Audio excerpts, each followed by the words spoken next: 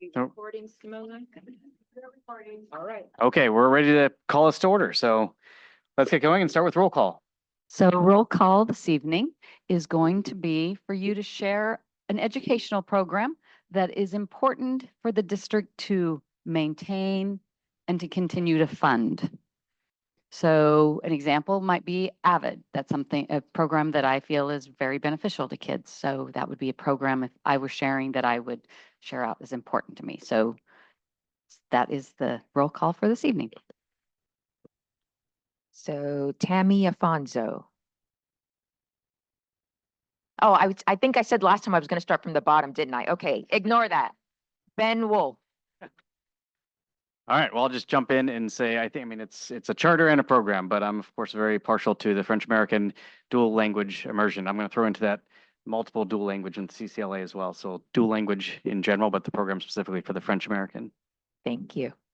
Nadia Villa.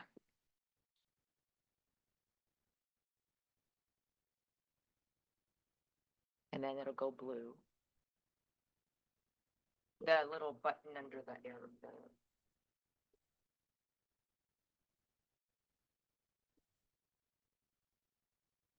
You just have to press it once, you don't have to hold it.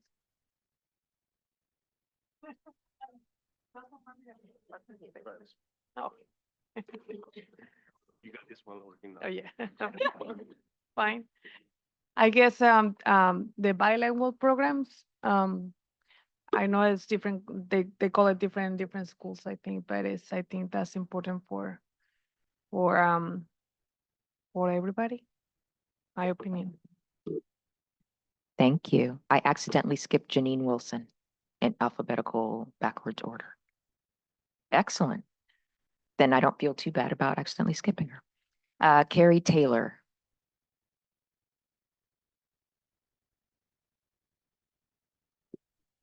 Okay, so I'm at Biella Elementary School, and I think for us, it might be Code to the Future, which is a computer programming with the kids. Thank you. Melissa Stewart.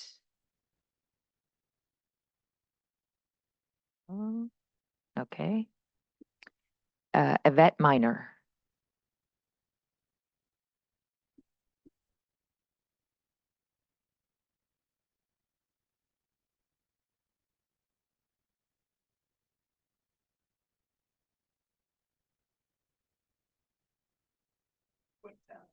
Yeah, just.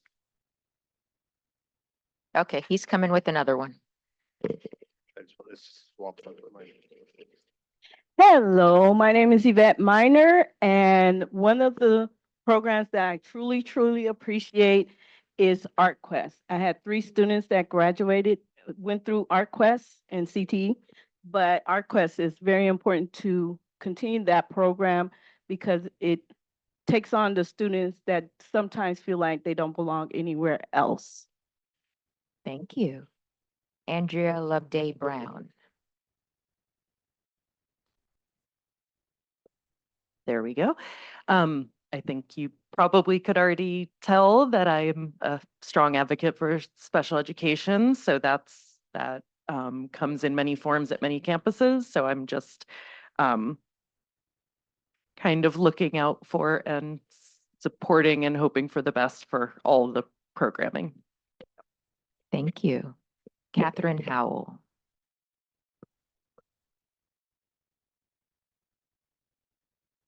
I would think the CTE programs are, auto shop and wood shop and just the ag programs, I think, and all the other CTEs that I can't think of at this moment, but I think they're very important. Thank you. Anna Valle Hope.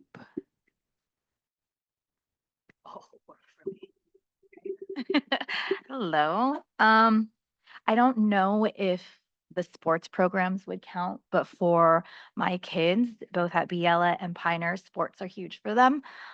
Coding, definitely, because they can teach me to do literally everything. And the bilingual programs for sure. Thank you. Herman Hernandez. Good evening. Bilingual programs all the way. I'd keep it short and sweet. Thank you. Kathy Hayes. Nope. All right. Ross Haas. Some of the programs that I would echo that have already been said. I think CTE again is great across the board, offering things outside of just the traditional A through G go to college coursework. And I also second sports programs. I think that the variety of sports programs capture a lot of our kids. They need someplace to be, and they need a dangle to keep their grades where they need to be, which we'd like them to progress towards graduation to play on the sport they love to play. Thank you. Aaron Geary.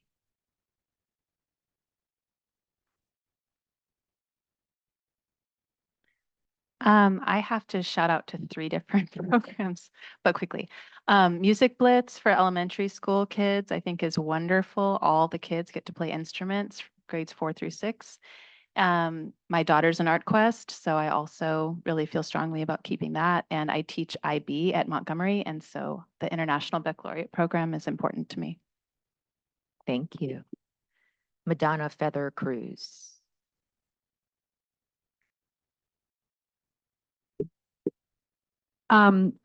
For me, so I'm a Native American, also a person with disabilities, a combined parent for over 50 years. I have a son who's 30, a daughter who's 20, who went through public school and missed only one day from K to 12.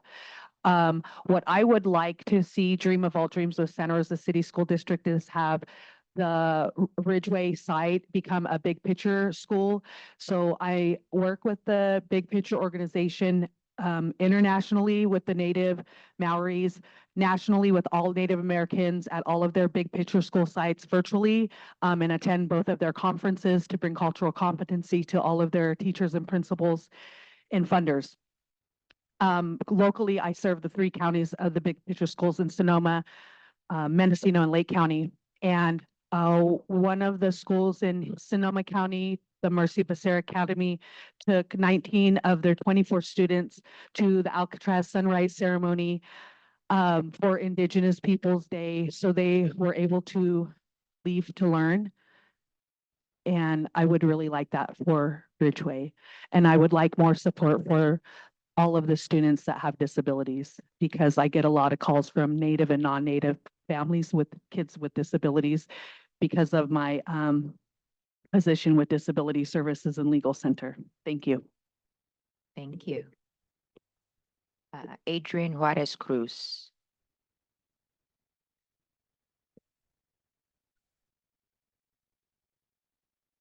Tardes. Mi nombre es Adrián Juárez, padre de familia. Hay muchas cosas que podemos pedir en este momento, programas de todo tipo. Lo he escuchado por todos lados en los padres de familia, pero también me gustaría que hubiera más apoyo para programas no solamente bilingües, sino trilingües, para que nuestros estudiantes estén preparados también para el futuro. Gracias.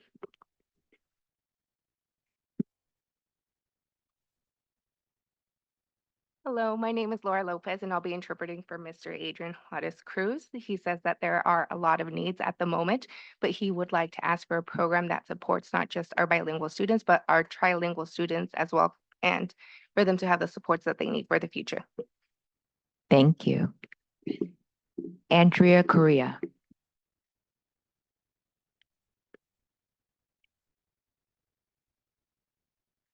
So I think after 25 years in Santa Rosa City Schools, choosing one program would be like choosing a favorite child. That would be really hard for me to do. And in all the programs at Pioneer High School, I feel like I've played such a big role in being a part of them, specifically our early college magnet program, which I was on the committee for when that was formed, and keeping Grace around all these years. We fought for it with Miss Desideri over there as well. And I think if I was to pick the most unique program at Pioneer that would just be so heartbreaking if it went away, would be our geospatial technology program and our Spark Lab, which is a tremendous building that provides access for all of our students and all of the elementary school students that come and visit us every year to learn about the stars and space in a way that is really authentic. So I can't pick one. I'm sorry. No problem. Traditional comprehensive high schools should have everything. I'm sorry. Not at all. Thank you. Allegra Ann Bushman. Is she? No. Allison Budlong.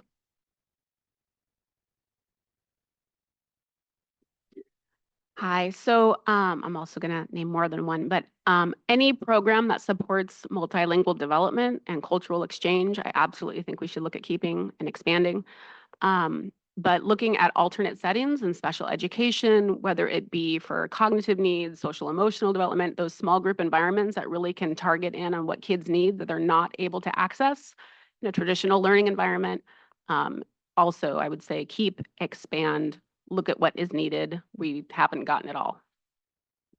Thank you. Janelle Black. I am really in favor of the Santa Rosa Charter School for the Arts, which is, and we're looking forward to eventually, if we make it, going to sending our son to Art Quest, as I think those are really important programs. And if I can, well, other people said more than one, so I will too.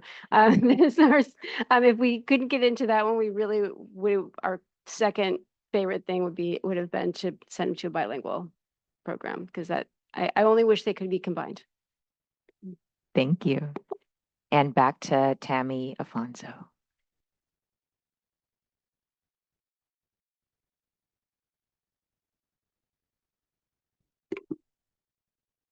All right, I did it right.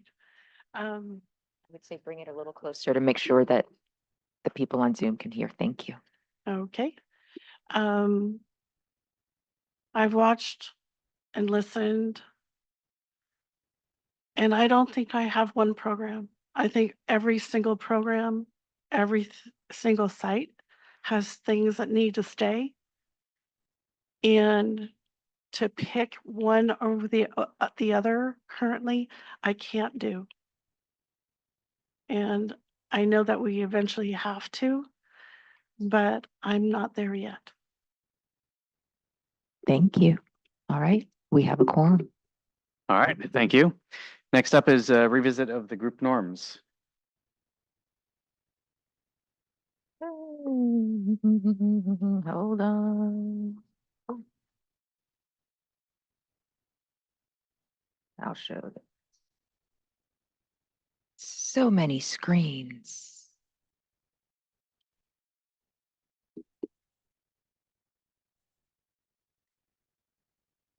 Thinking about it, yay. I'm not sure. Is there anything that we need to discuss with the group norms?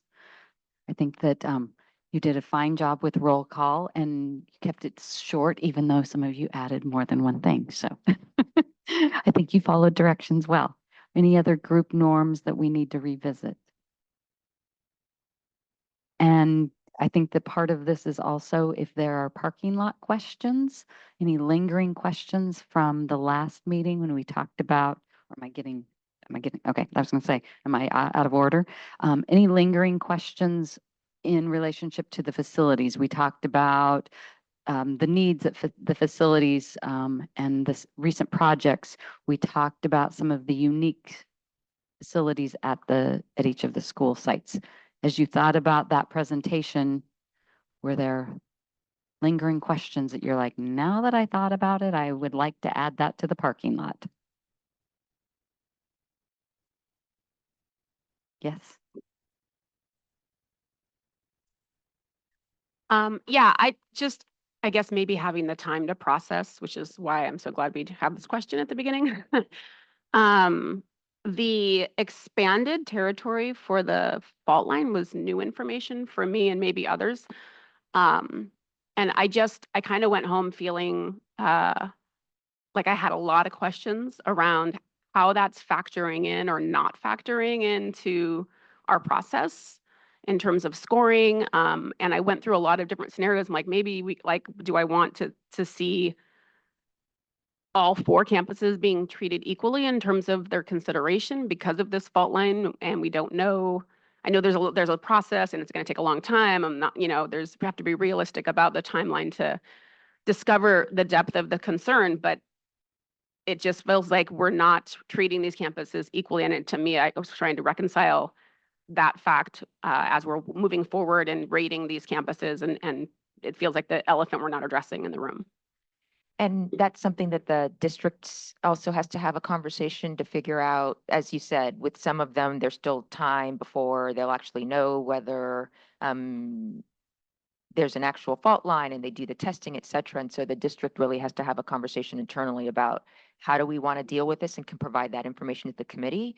But ultimately, at the end of the day, as you said, it's another piece of information. So when you guys get to that point where you're deliberating and weighing and trying to make a determination as to which ones you would recommend, that's going to be a little bit of, part of that thought process of, oh, maybe we all do decide we're going to treat it there, we're going to treat them the same for X, or some people might feel differently. And so I think that'll be part of the consensus building that's going to happen. Go ahead. One of the things that concerns me as we're looking at this process is that we don't have a process for the charter schools to look at. And if we're going to be fair, we need to look at every school in some kind of manner. So at what point are we going to be looking at the charter schools as far as closure versus everything else?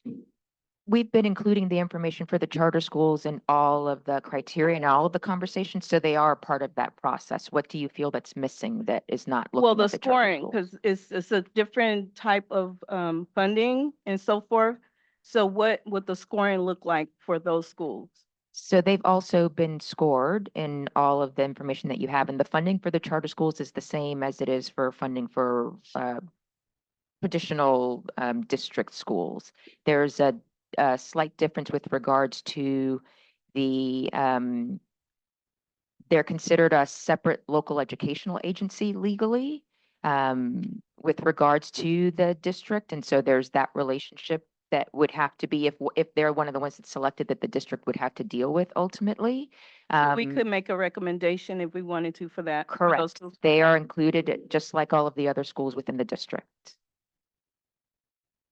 And then what I just handed out is we had a request at the last meeting to look at the facilities costs, trying to equalize it in some sense. And so for those that had fiscal implications of the criteria from the last meeting, you'll see that there are 3 new columns that have been added.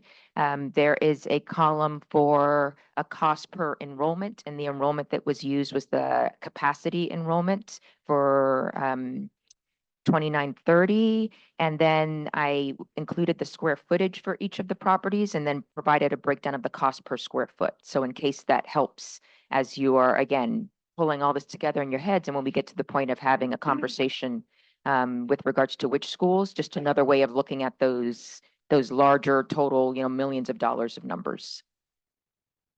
All right. Any other parking lot or thoughts or questions from? Yeah, this might be more appropriate question at the next session when we start talking about fiscal impact of things. But just to kind of start planting the seed, do we have a bogey or a target for the site consolidations, either financial or enrollment targets that we're going to be shooting for? And I don't expect an answer right now, but yeah, as we go into the deliberations, we're going to need that. We're going to need some type of target that we're getting to. So. Go ahead. And this got brought up last week, excuse me. But again, if I was caught between trying to make a recommendation between a site A and a site B, and I know this is kind of that cart before the horse thing and saying, well, that would be a separate committee that would come after February. But the question was, if you had 2 sites and the district was looking at saying, well, if we close site B, there's potential to earn income from it in another way. If you're just caught between, it's a toss up between site A and site B, but if we were to close site A, there are less or there are fewer or no opportunities to lease it out or have another use for it that could also, again, be revenue. And I think it's important for, I know it's not this committee's work, but we said that, but if we were being responsible as a district, to at least have a little bit of forethought in saying, this site has practical uses that go beyond what the other site might. And if you're really between the two, the district could earn money from this one and help. So I just feel like somehow that needs to be worked into how we present, at least to the board at a later date. And I think you might get a little bit of that. And so one of the criteria and what we were looking at was, and I'm trying to find it as we were looking. So when we're looking at fiscal next week, one of the criteria is if alternative uses have been identified. And so if the district has had up to now someone say, oh, I would love that property for something, or they know that, X nonprofit organization would, appreciate that school site for whatever reason, they can provide that information. But otherwise, it's hard to provide that because unless you put out a request for proposal or something like that, there could be people, and even on those sites, if somebody has come and said, oh, we're interested, if you put out a request for proposal, there could be 10 other people that come out of the woodwork. And so I think the district, when responding to that, will try to provide the information that it knows at this point. But a lot of these school sites, they're, school sites and nobody's looked at them. And so there's no way of being able to tell the committee at this point whether there's interest or no interest. So you'll get some of it, but probably not enough to satisfy quite what you're hoping for. All right. Anything else?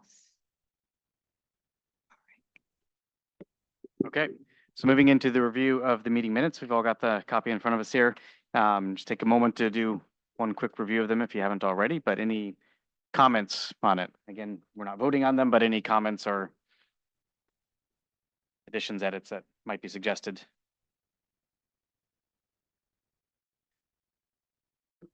I do have one comment on it. So the item F that was recorded for the anticipated timeline, we talked about it somewhat here. Timeline for the conclusion of the Alquist Priolo investigations for the other campuses. I think in addition to that, at least my memory of the action here was specifically for guidance on how do we deal with it when we go into the rankings and the discussions that we have, not just the timeline for when we might know, because I know that could be a very extended one, but given that we won't have all that information, what's the guidance for how do we equate those together or weight those when we go into the discussions? Got it. We will make that edit. Anyone else? All right. Okay. Then with that, I think we'll turn it over to the main part of the presentation. Lisa, is that you? Do you want to share your screen? At the end.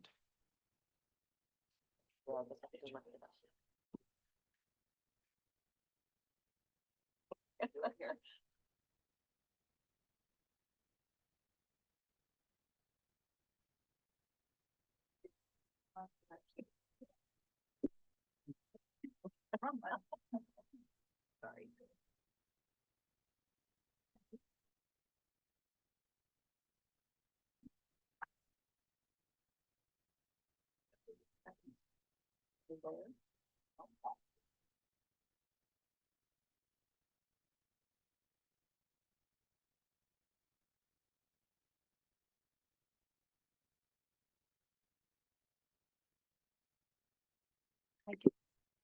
Lisa, while you're getting that ready, just one additional comment for anyone that's attending here in person. We'll be taking public comment on the agenda item, this being the main agenda item, at the end of this session. So if you do have public comment, you can get a blue card to bring up to make comment on the discussion here after we go through this.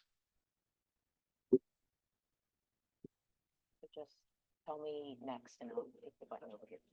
All right.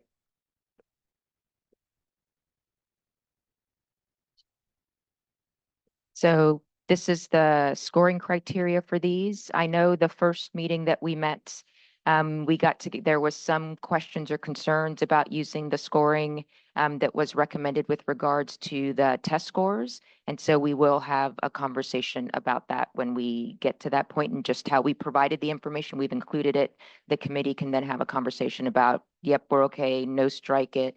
The district did have a conversation to figure out what other metrics or criteria might be appropriate, and they really do feel that these are the best ones, and so the committee can have that conversation then, okay? All right.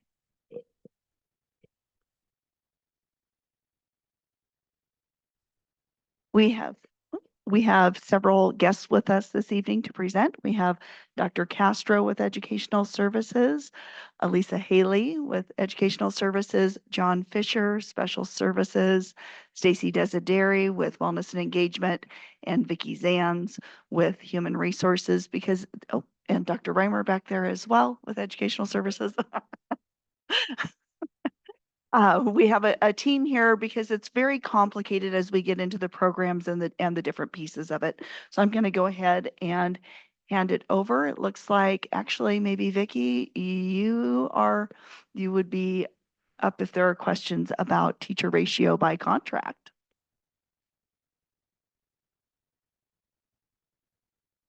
But there's no questions, right? It might be good just to explain, or does any explain Sure. what, yeah. Yeah, so what you're seeing up here is just by contract. These are the ratios that we've negotiated. 24-1 for TK, and it's actually 12-1 adult ratio, but 24-1 teacher ratio. 26-1 for kinder.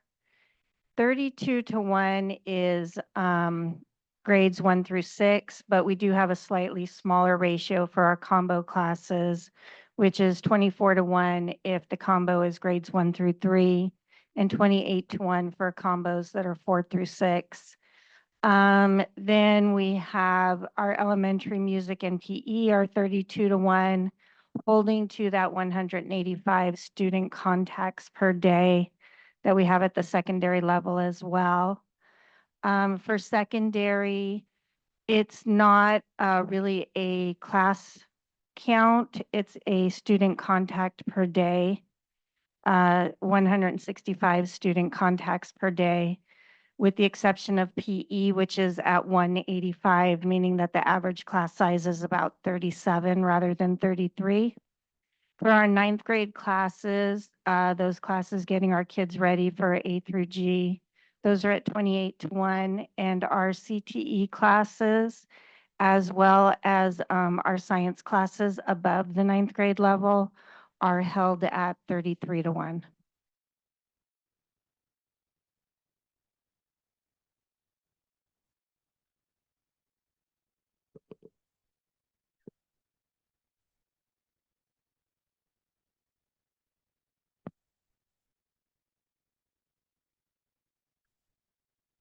Okay, so the basic ratio is the RSP resource specialist, but it applies to education specialist in general, and that's established by state law of a 28-1 caseload. That doesn't necessarily mean 28 students in the room, but how many students for whom you're the case manager that is responsible for scheduling IEPs, writing IEPs, et cetera.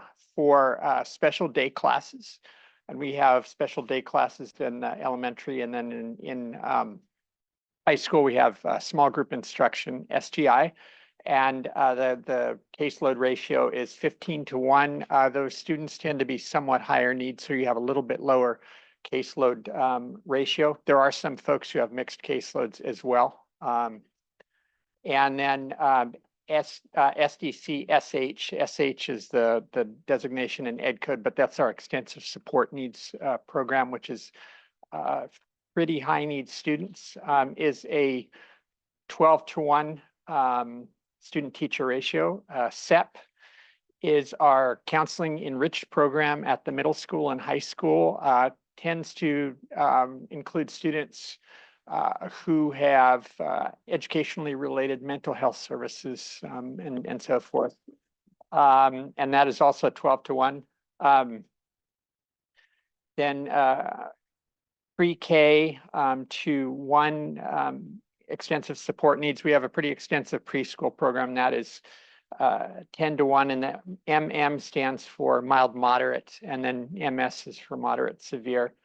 Caseloads for SLPs, which is speech language pathologists, is 40-1 in preschool, And then elementary and up through high school is 55 to 1. That's the number of students on the caseload. APE is adaptive physical education caseload of 45 to 1. And then on the right, secondary, which pretty much tracks things, 28 to 1. Education specialist, it's the resource specialist, that's mild mod students. And special day classes, which are tend to be SGI at the high school. That is, there'll be a special education, American history class and so forth, 15 to 1. And special day class is defined as students who are in special ed more than 50% of their day are in special ed classes. And then similarly, the extensive support needs program, SEP, secondary and AP has the same ratios. One more point you see at the very bottom, that is pre-kindergarten, preschool, kindergarten to 1. There's a minimum adult to student ratio of 1 to 2. What that means is if there were, say, the max 10 students in a TK class, for example, there would be the teacher and 4 paraeducators or instructional aides in the class as well to maintain that 2 to 1 student to adult ratio. Yeah.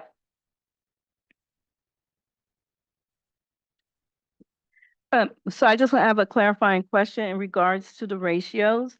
So you mentioned that just because it has the ratio, it's not necessarily that many students in the class. So is that the same for all of these numbers? Yeah, the one where it plays out really differently is in the pre-K, K1, that's going to be 10 students in the class. So that's a really good question, because in some cases we're referring to caseload, which may not necessarily be the students in your classroom. And in fact, there may be some case carriers who don't actually see the students as teacher students. Another example would be speech language pathologist, 55 to 1. Is that one not working? So you have to push the button, but you didn't. Go ahead. Oh, my bad. Learning. Okay. Yeah, turned it on already. Testing. Okay. Better. Sorry about that. Yeah, with respect to SLPs and adaptive PE and so forth, those are the students that they are case managing. More commonly for the extensive support needs, the SEP, and so forth, those kinds of classes, the students on your caseload are the students who are actually in your classroom. Those are going to be the same students for the smaller ratios. So, yeah. So just to clarify, so can we get a different sheet to maybe explain that in a different way about caseload versus how many students are in the class? Sure. Like explaining what these mean, because these aren't all apples to apples, kind of. In a sense, the numbers have slightly different nuance to them, for sure. Yeah, we could do that. And then the same for the student teacher ratio. Can we get, I want clarification on whether or not that's the number of students in the class, or this is just per contract. So per contract, okay.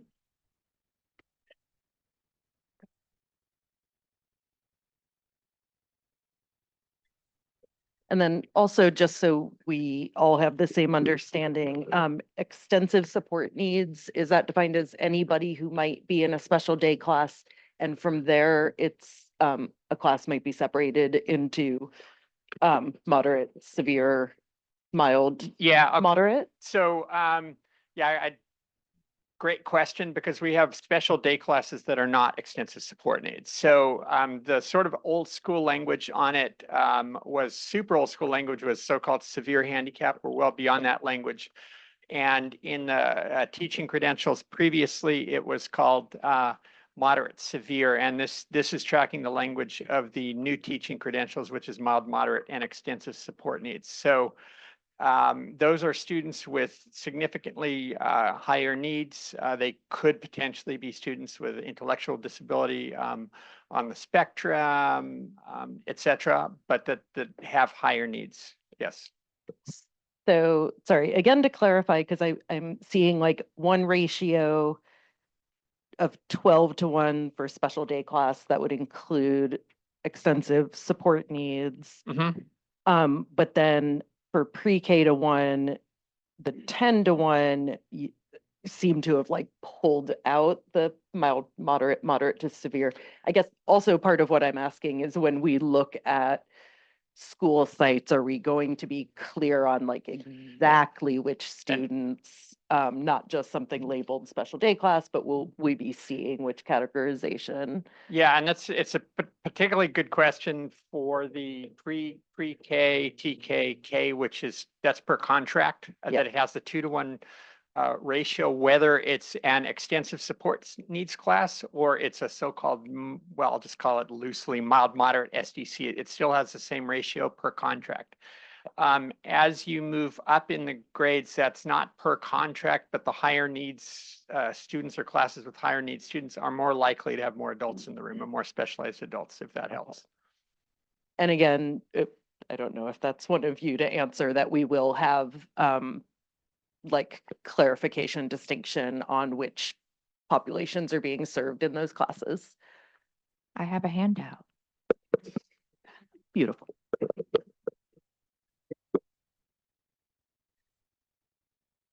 Yeah.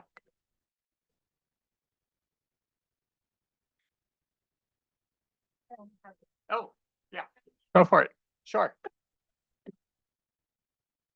So I'm a gen ed teacher at the high school level, and I know that teachers teach over their contract ratios all the time and are paid overages.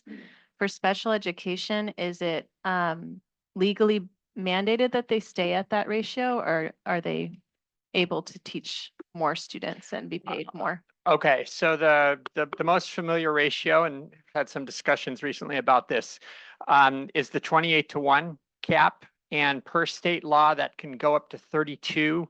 And it's essentially by mutual agreement between the district and teacher, and there has to be a caseload waiver. There's forms that CDE has, caseload waiver filed with the state. And to my knowledge, 32 is a hard cap at that point, if that makes sense.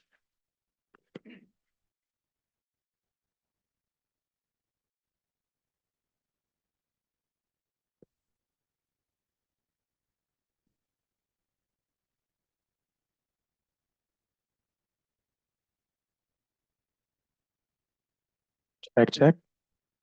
Good evening, everyone. I'm going to speak as briefly as I can on this because I don't know how exciting it is, and then open up the floor for questions. But with the sunsetting of NCLB in around 2013 and the replacement of NCLB with ESSA, the Every Student Succeeds Act, there was a new accountability system at the federal level, and the state of California was asked to respond to that. And what we had that came out of that basically was the California dashboard. And the California dashboard is constructed of a number of indicators that you see here that have kind of trickled down in different order. The last two, the pop-up or English learner progress in college and career indicators. These metrics that you see here all get renewed every year, and they come out a combination of a number of different things that schools provide inputs to. The SBAC is probably the main one. You have your LPAC scores, which English learners take every year, which tracks their progress through ELD levels. That would be this one here. College and career indicator metric. There are a number of different ways that that's tracked. The graduation rate, obviously, you can imagine how that's measured. Suspension rate. You have chronic absenteeism, which basically, and I'm not going too deep on these because they can get pretty complex, but basically your chronic absenteeism, 10% or more absent days absent. And all of these are combined with some local indicators that are qualitatively measured, conversations that you have at the local level, and then schools get a score, and that's tabulated, and you get a color score. The different slides that you see throughout here show the different scores that the schools have in Santa Rosa City Schools, and You would see this basically at each school and each district and each charter school in the state of California would have the same or similar representation. Trying to think if I skipped anything there in terms of a basic or cursory overview of what these indicators are and how they're pulled together to determine what a school's score is on the California dashboard. I have a question about the graduation rate. It says standard high school diploma. Does that include the students who get a waiver to graduate with 180 credits? Yep. I'll check, thank you. It would. Yes. Yeah, just a clarifying question on the metrics themselves. Are they, I guess, are they snapshots in time of the performance overall, or does it include a year-over-year comparison and a kind of a trending improvement rate in addition? Or, and then if it does, how are those combined? Great question. As a matter of fact, it's over time, it's growth, and that's why there was actually a lag in terms of how long it actually took to kick in, because it actually does measure growth. So maybe just to follow up on that, sorry. No, what I was going to say is the colors that you see are a combination of status or current information from, and as he said, it's always a lag. So it says current, but it's looking at the prior year. And so it's looking at where a school and a district is in that prior year, but then also growth from the year prior to that year. And so it combines the status and change metrics together, and that's where you come up with the color. And so when you see the color, it's because it has the status and that change from year over year. So as he noted for college and career, they're just bringing that online, and so it's only showing you the status, and there's no color yet because it doesn't have year over year information to arrive at the color coding. And that's the way the English Learner Progress Indicator looked last year, because it didn't actually have that growth. And any of you could go right now to Google and be able to pick that up and start going, and you could look year over year how the district has grown. Yeah, just yeah, follow up on that then. Will we be able to have that resolution of data? And what I'm kind of getting at is, you know, if a school's in the 70th percentile versus the 20th percentile, and yet one shows great change and improvement and one doesn't show great change and improvement, how do we relate those together? That's what the colors are telling you. It's combining it as those opposed to us being able to have that resolution, though. Yeah, you can, and I think on the sites, there's a link to the dashboard, which is the California Schools Dashboard.org, and you can drill down and see that data. But what we've provided here is the combined color, because that takes into consideration both of those things. Yeah, the actual, which you see in the reports there, will actually show you the performance of the schools. If you want to actually look and see how they did last year, you could actually look it up online to see the difference in the color. That's the easiest way. I think that they thought that was helpful. Yeah. Oh, it's that easy. So here at the bottom, you can see the link for each one, and it has the report with all of the data behind each and every one of them. Tammy. Oh, sorry. Sorry, my voice is not that great today. Can you tell me what the colors mean? I don't have a legend to let me know that red is good or red is bad. That's the word. So, yeah. So And when can we add that? That is far below. when I give you this handout, it's at the bottom. You'll have it there when we're Okay, looking at thank the you. criteria.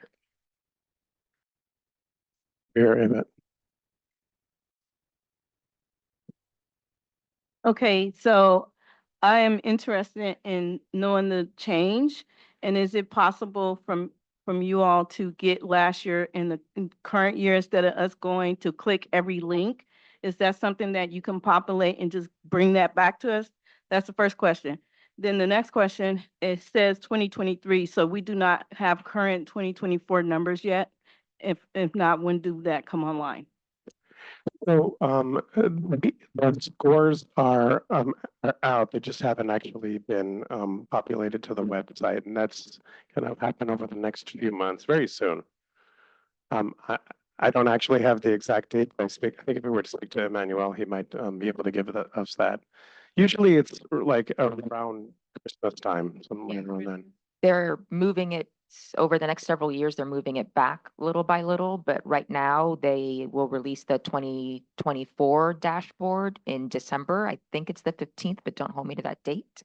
And just to your first question, Yvette, when you were saying you wanted the change, you want to know what the performance level, the color was from 2022 as compared to what the color is for 22-23. Is that what you're Yes, asking? I don't want to have to click any links. I think that's something that you can provide, whether it's in the Excel sheet or something like that, where I can just look at the numbers instead of having to go do extra work. And so, and then if we can get it, hopefully when the now, but when the 2024 come online, I want to see that as well. So again, I just want to clarify, because you said numbers, but then there's color. So Well, whatever is easiest. Okay. I would like that for 22, 23, and 24. okay, got it. Thank you. Yeah. This is a bit of a process question. I think I asked this way back at one of our first meetings, but because it is possible when you go on the website to look at these different categories more specifically within the demographics. So you can look at suspension rate of Black students. You can look at the overlay of graduation rate or absenteeism and disability. Like there's just various ways that you can overlay. I totally understand that for this process, we had to sort of keep it at a higher level. Will it be appropriate, encouraged, et cetera, when it comes down to the real decision-making process and as we get into the nitty-gritty, comparing different school sites, et cetera, to be using this as a tool and pulling up some of those more detailed the data that is held within this. I'm seeing. So I think I'm going to nodding answer head. two ways that yes, there is nothing, we are trying to provide you as much information as possible. If there's other information that would be helpful to you, and if there's some of these things that you want to delve down as you're having those thoughts and as you're having those considerations, yes, we don't want to curtail any of that. I will note that on the dashboard, the color coding or the student group, they give it to you at the district level. They don't give it to you at the school site level. And so when I hand out the criteria, I actually, at least at the district level, included a sheet that has the different student groups and where they land on that color performance at on the district level. So we'll look at that. Okay, thank you. One thing I was going to mention from an elementary perspective regarding like test scores with math and language arts. It's interesting to look at, when you look at a school, it takes time to, you look at third grade, fourth grade, fifth grade, sixth grade. Third graders start testing for the first time. Oftentimes, a lot of kids don't do super great because this is their first time testing and there's a lot going on. And so what's kind of neat, and again, probably not, we don't have the time to do it here, but if you had curiosity about certain sites, you can go on the CASP website. And if you're looking at a particular site in general, for elementary at least, it is kind of neat to see how a third grade, with how a site grows, considering if we assume that you have the same student body that grows through those grade levels, it's to see where they leave your school, because that's showing that growth, not only familiar with the test, but it shows that your site is teaching those skills, and to see how by the time they leave, they should be, we'd like to see them at higher levels of proficiency and advanced, and you should see all those bar graphs go up. So at least for the elementary perspective, I think looking at their sixth grade leave scores and see that change from third, fourth, fifth, sixth is what you want to see. And maybe that doesn't show in the exact same way they test in secondary. I don't know how they measure that.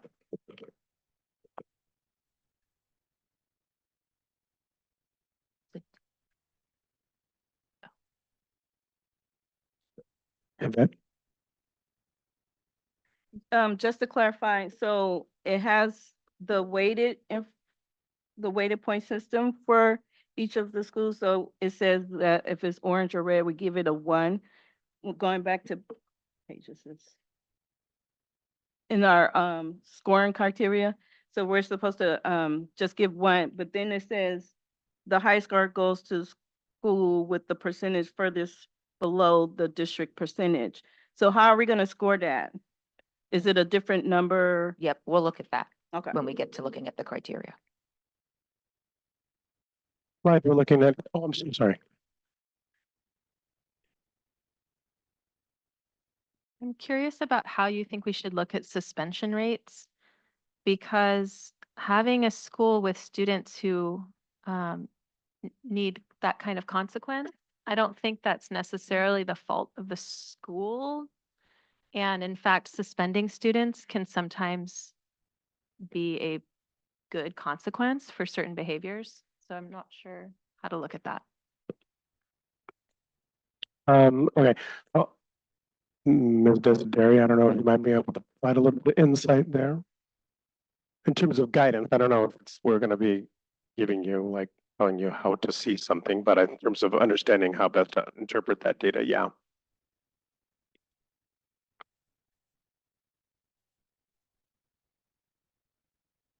So when we take a look at both the chronic absenteeism and the suspension rates, I think that what you're talking about is a very important point that, for example, and I'll first speak a little bit about attendance and then go into suspension. When we talk about attendance, we generally use 2 different terms. We talk about chronic absenteeism and we talk about truancy, because in both situations, it's a student who's not in school. And we know when a student's not in school, they're not learning. But the difference between chronic absenteeism and truancy is a student can be chronically absent, missing 18 or more days of the school year, and have every single one of those absences be excused absences. It's still a problem because the student has, for whatever reason, missed 10% or more of the school year. Truancy is absences that are only unexcused absences. So it's looking at the same kind of problem through 2 different lenses. Those lenses and those definitions are something that as a community, as a school, we have 0 control over. We don't have the ability to say, well, I know that this isn't on the list of excused absences, but I'd like to excuse it anyways, with a very, very, very small exceptions. It's the same thing when we talk about suspension. One of the things that we have been seeing over the years is that the laws around when to suspend and when to try something else are very specific. And in some situations, with some behaviors, it is not at the discretion of the school whether or not to suspend. In other situations, the school must try alternative means of correction before a child is ever suspended. And both of those are driven by the law. So you're right, when we think about what this might be saying about a situation at a school, we have to recognize that both absenteeism and suspensions are something that are driven by California Education Code and not necessarily at the discretion of a school community to be able to interpret on their own.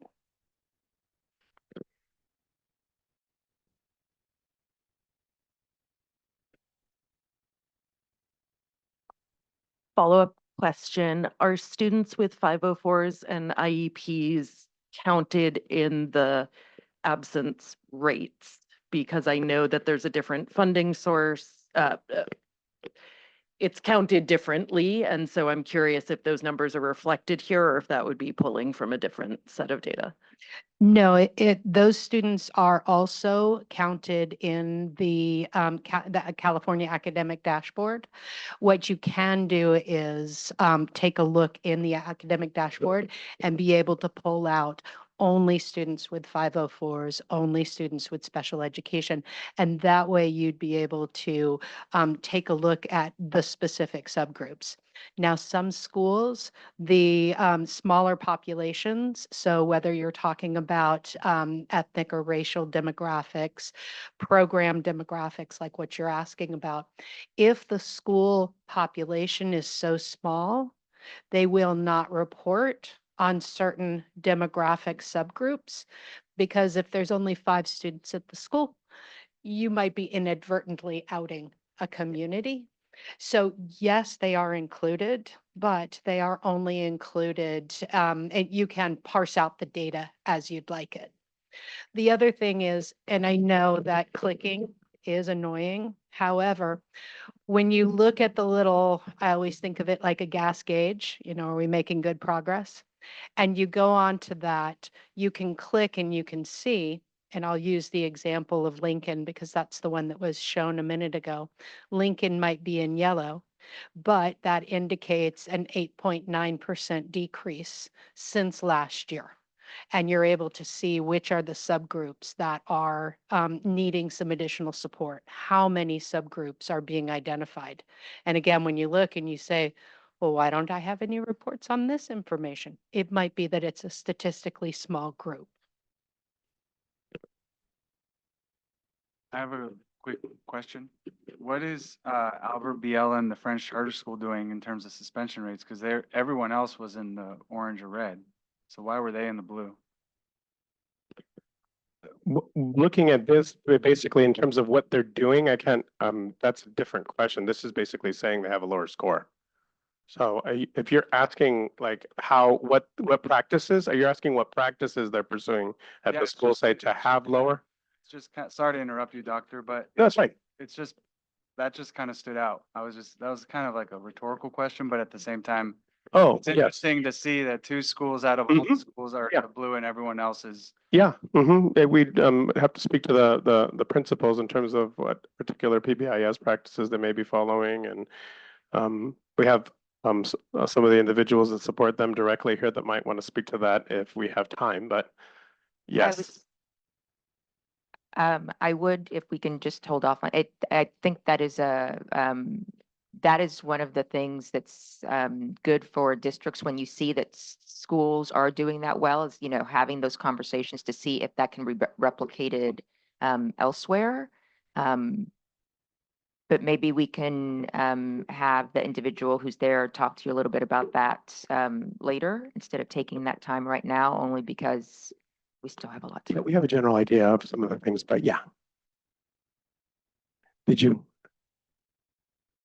Oh, yeah, I as well, but yeah, this maybe like you were saying at some other point, because we want to be able to generalize practices that are being successful, right? So, and then just quickly, this slide describes why some performance levels are not shown, and that's just because the student groups, the counts are not at the level, they're not high enough to meet the criteria for the dashboard to actually be what they would meet as the minimum to be able to be counted for that particular student group.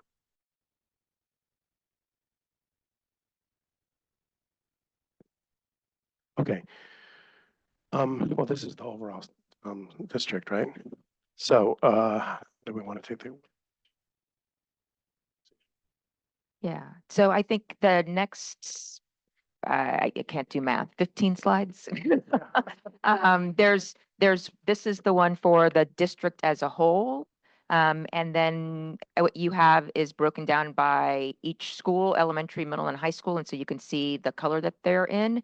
And again, when we go through the criteria, I have it kind of summarized on 2 sheets. And so you'll be able to compare them or see them a little bit more clearly. But that information is there for you. And as Lisa noted, the links are there for each one of them. And so if you want to go down that rabbit hole and looking at all the different, you know, the data and the numbers for each one of them, that information is there.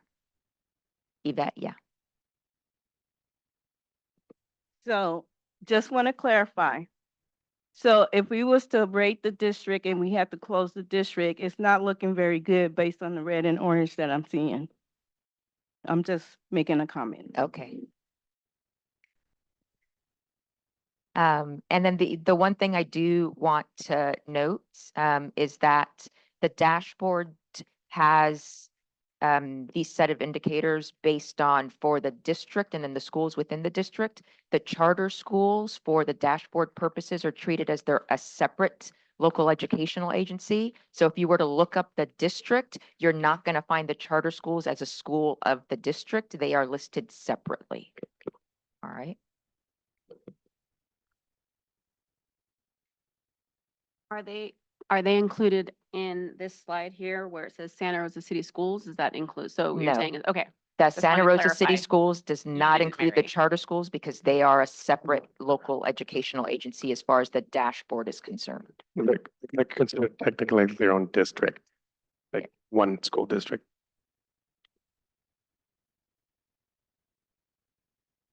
I have a question on that. So if the charter schools were listed in that Santa Rosa district, wouldn't it make the numbers be better?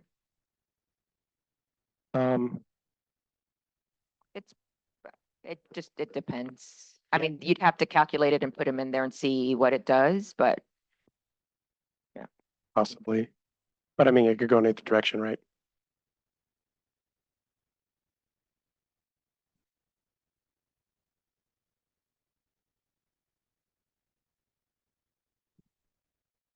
Okay, so moving on to the next section, programs and course offerings. Turning it over to Executive Director Elisa Haley. No. And thank you, Dr. Reimer. Dr. Reimer went to the CDE website and apparently the preliminary release date for the dashboard is December 1st. Hopefully they're able to keep to that. Okay, you're going to see that we talk in a lot of acronyms. And so there is our glossary of definitions. For example, ALD is academic language development, and that's for our English language learners. And then keep in mind when we go through the next slides, this legend here, red, that if that school is closed, the program would be dissolved. If yellow would be the program can be relocated with modifications, and green means that program can go anywhere, anyplace, anytime. Okay, so just going to go through really quickly.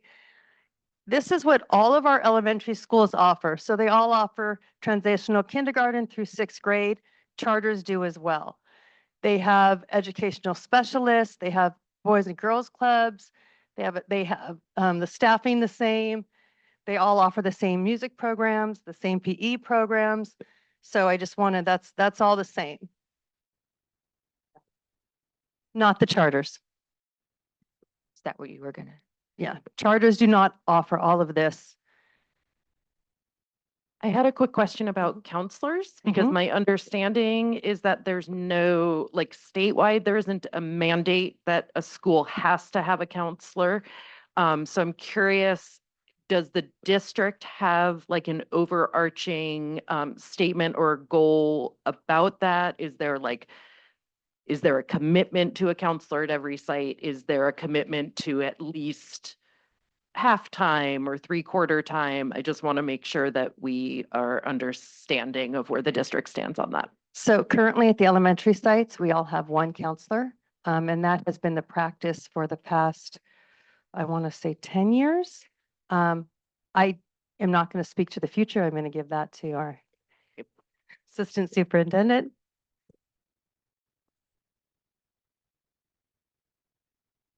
You can do that. It's, yeah, Okay. that's why I gave it to you. Right, I knew, yeah. Okay, so currently contractually, our counselor to student ratio is 400 to 1. We are only exercising that ratio currently at the secondary level. If we were to exercise that at the elementary level, there would only be one elementary school that would have a full-time counselor.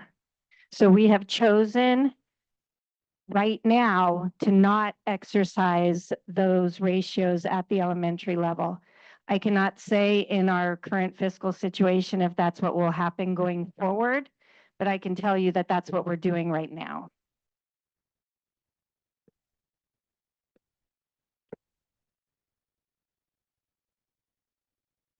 Just a clarifying question on programs that can be relocated.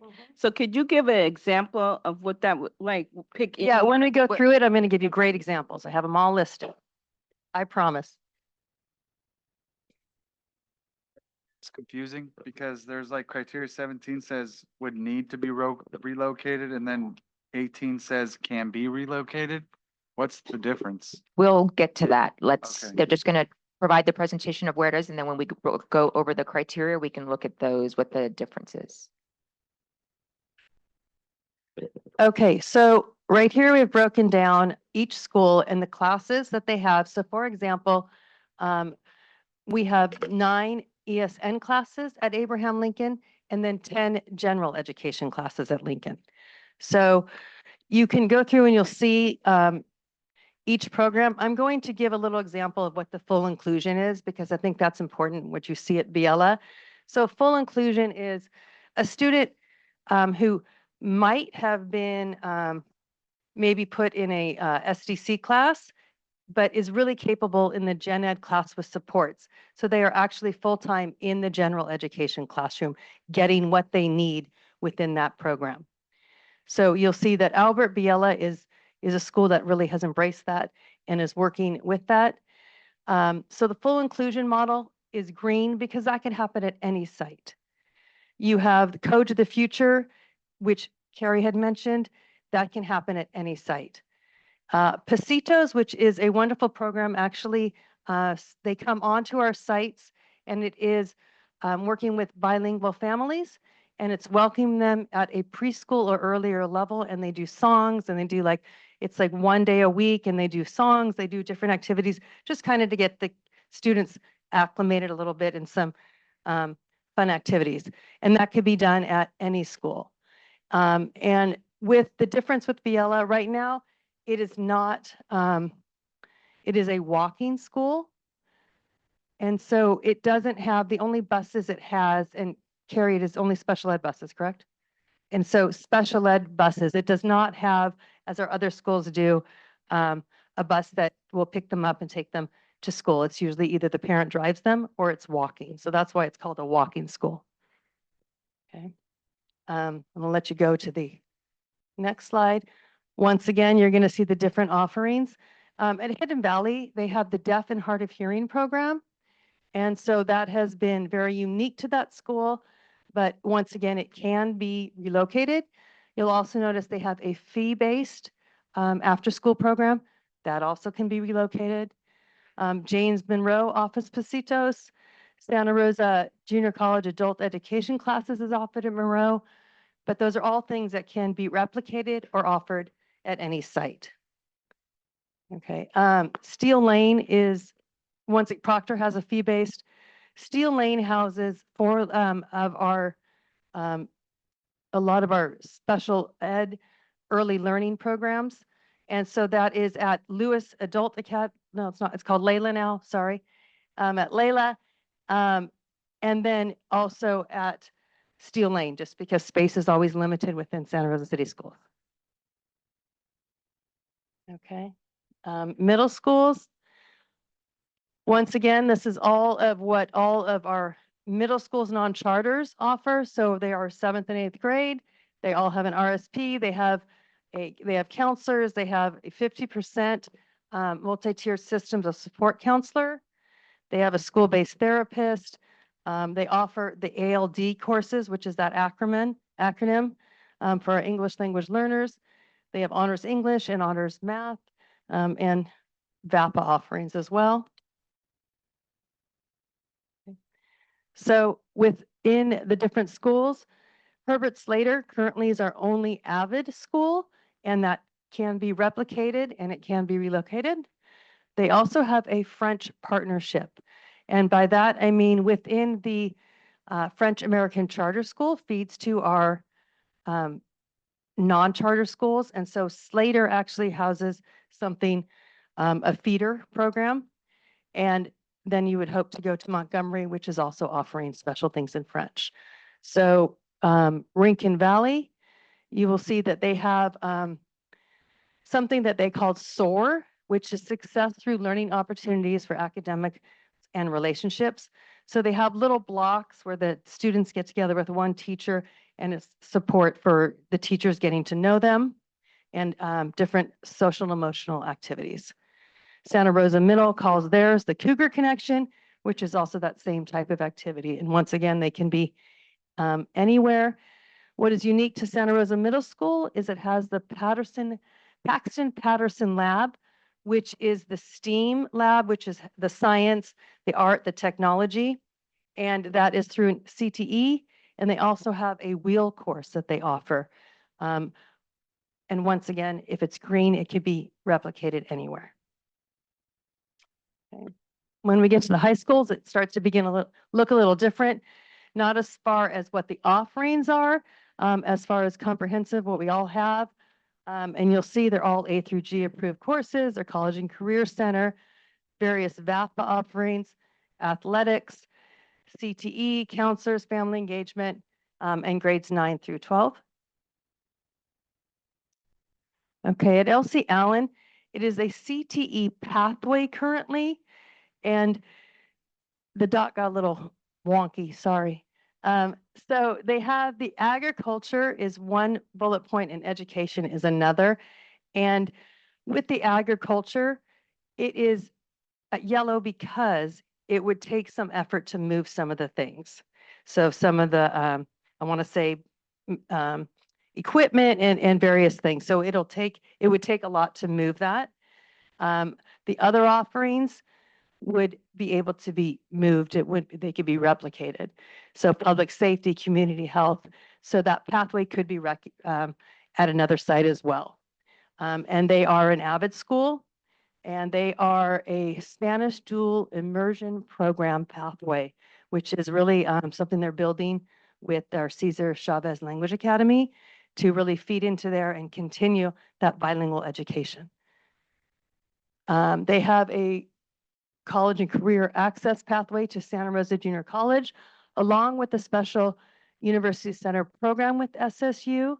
And I would let Erica was the vice principal there. And I want to say if they are automatically accepted to Santa Rosa State University. So that's pretty exceptional. Yeah. With Maria Carrillo, you have the CTE pathway as well, different offerings. They have automotive technology. It would take a little bit of effort to move what they have there. They have culinary arts, sports, and medicine. And they also have an agreement with the Santa Rosa Junior College.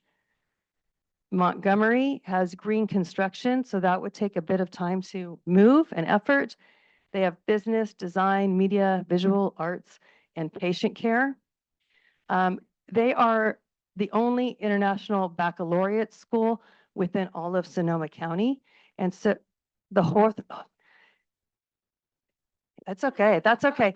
I didn't know that Healdsburg was IB, but so International Baccalaureate is international, and it really focuses on a certain criteria and educational pathway. And so like an example I like to say is we have A through G, and we have AP, and then we have IB. And that is recognized, like if I wanted to go to London and I graduate with IB course, then they'd be like, oh yeah, great. So it really is recognized all different places. And let's see, what am I? Montgomery. Okay, and you'll see that they are also an AVID school. And they also do a Big Buddies program. Question. I believe I believe it should be Best Buddies if you're referring to the partnership. Yeah, if it's the partnership with this special education, yeah, it's Best Buddies. And then I don't see anything about newcomer classes on here. I don't know if that counts as a program, but I know at Montgomery, I see that you have the newcomer center at LC, but at Montgomery, we have a few sections of newcomers, and it's becoming quite an important need. So all of our schools offer classes for newcomers, and then they offer ALD classes as well. Okay, then that leads me to another question, because it says that Carrillo has no English learner progress on that chart, and so they offer newcomer Those aren't necessarily the same thing. Yeah, so it really has to be a certain number that is going to register on that. So for example, if they, I'm just going to make up a number here.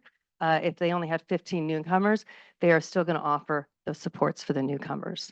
It just, when it goes to the state dashboard, you have to have a certain amount, and I do not know that amount to make it register. Okay, I think it said 11 at the beginning of the section, but thank So you. then really, if they have 10, Okay. yeah.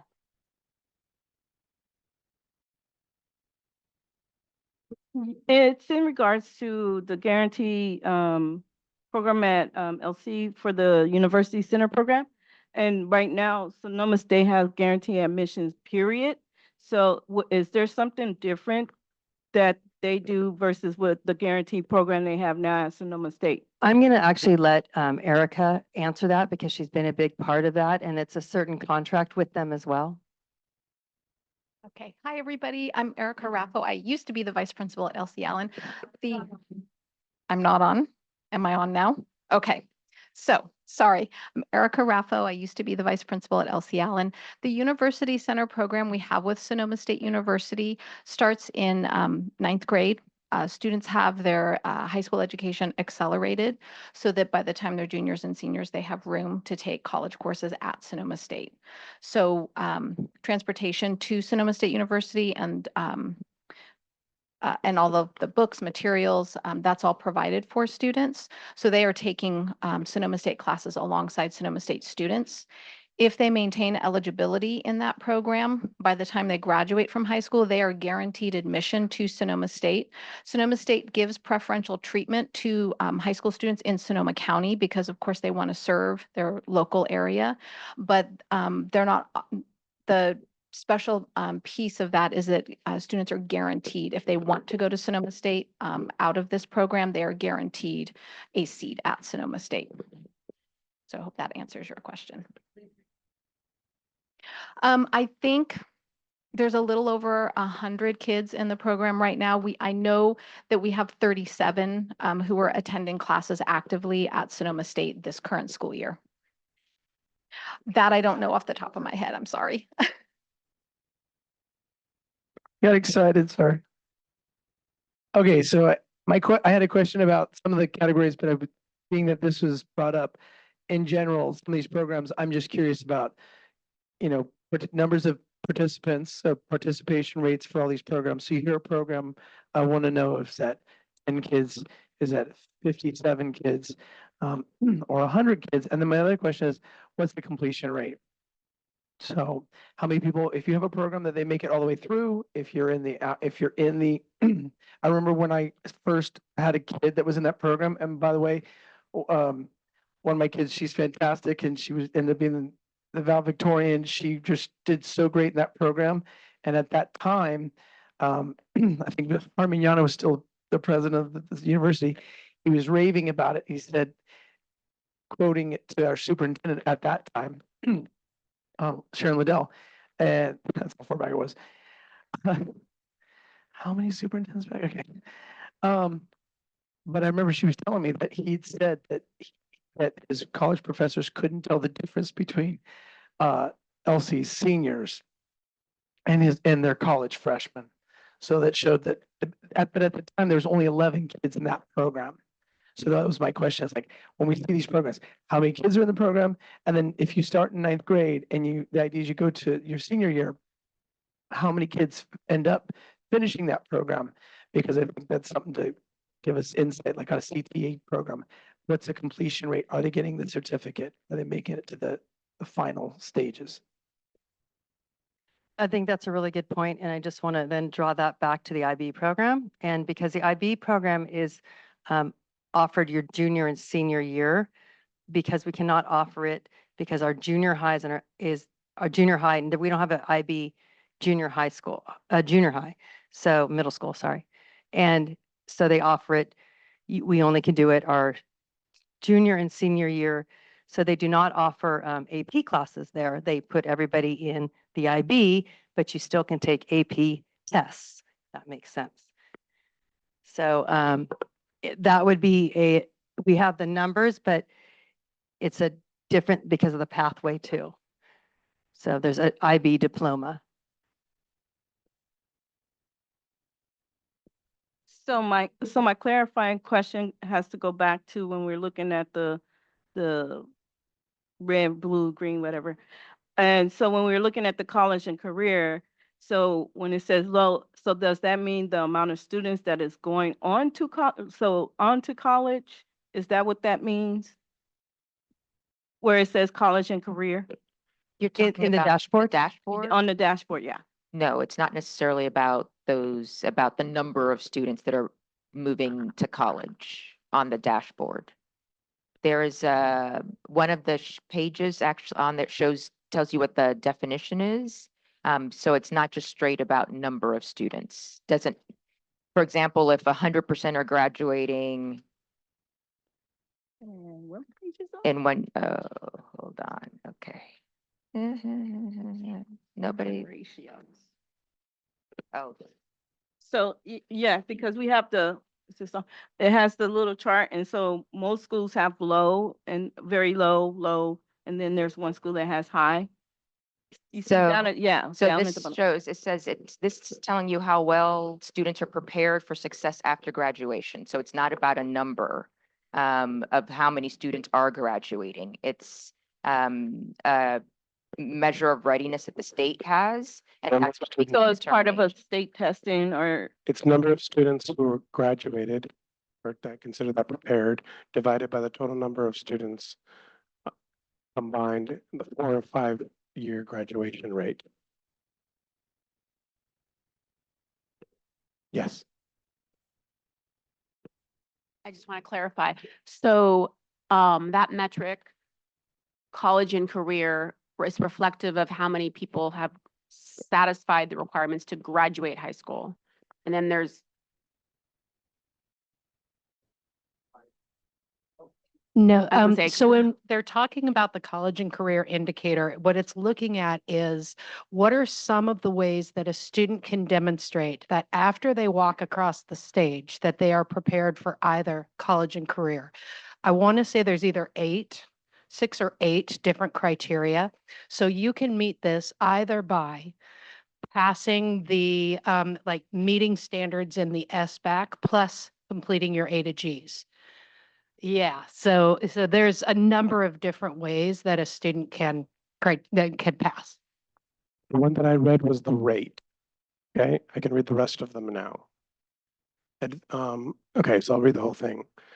The CCI indicator is one of several state indicators, blah, blah, blah. The indicator was designed to encourage high schools to provide all students with a rigorous, broad course of study that prepares students for post-secondary success.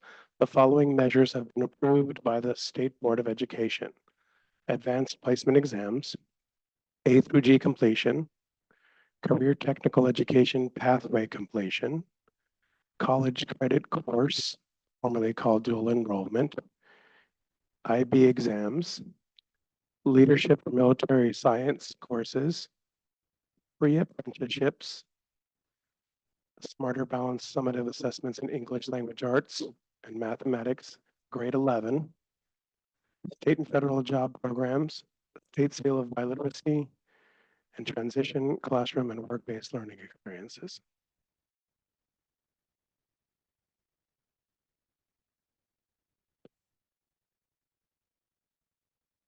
It's your eyes as I go ahead. As I'm going to go back to where we were. So it's going to.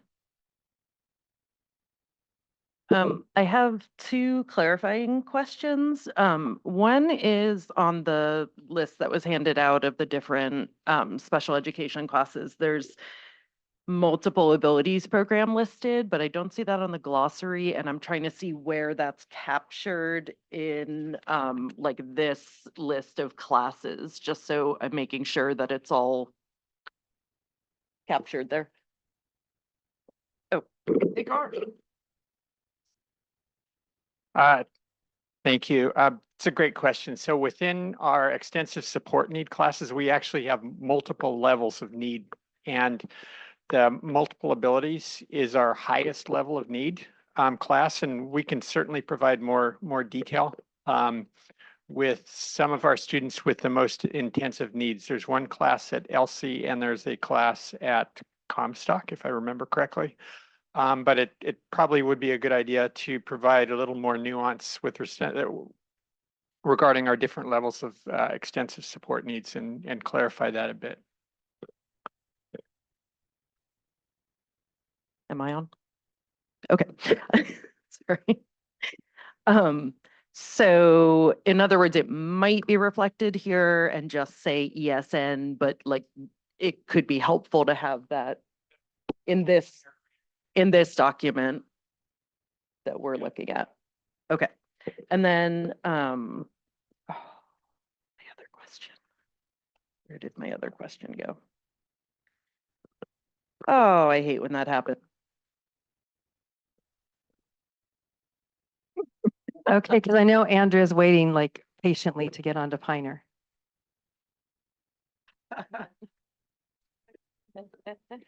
Okay, so you'll see Piner.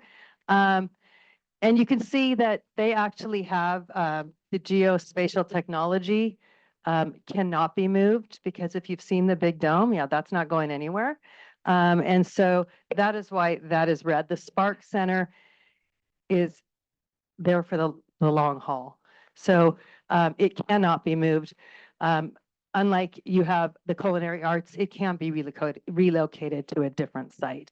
And it might not be, and I just want to clarify one more time, that even if it's yellow and it's moved to a different site, it might not look exactly the same, but it is pretty much going to be a byproduct of it.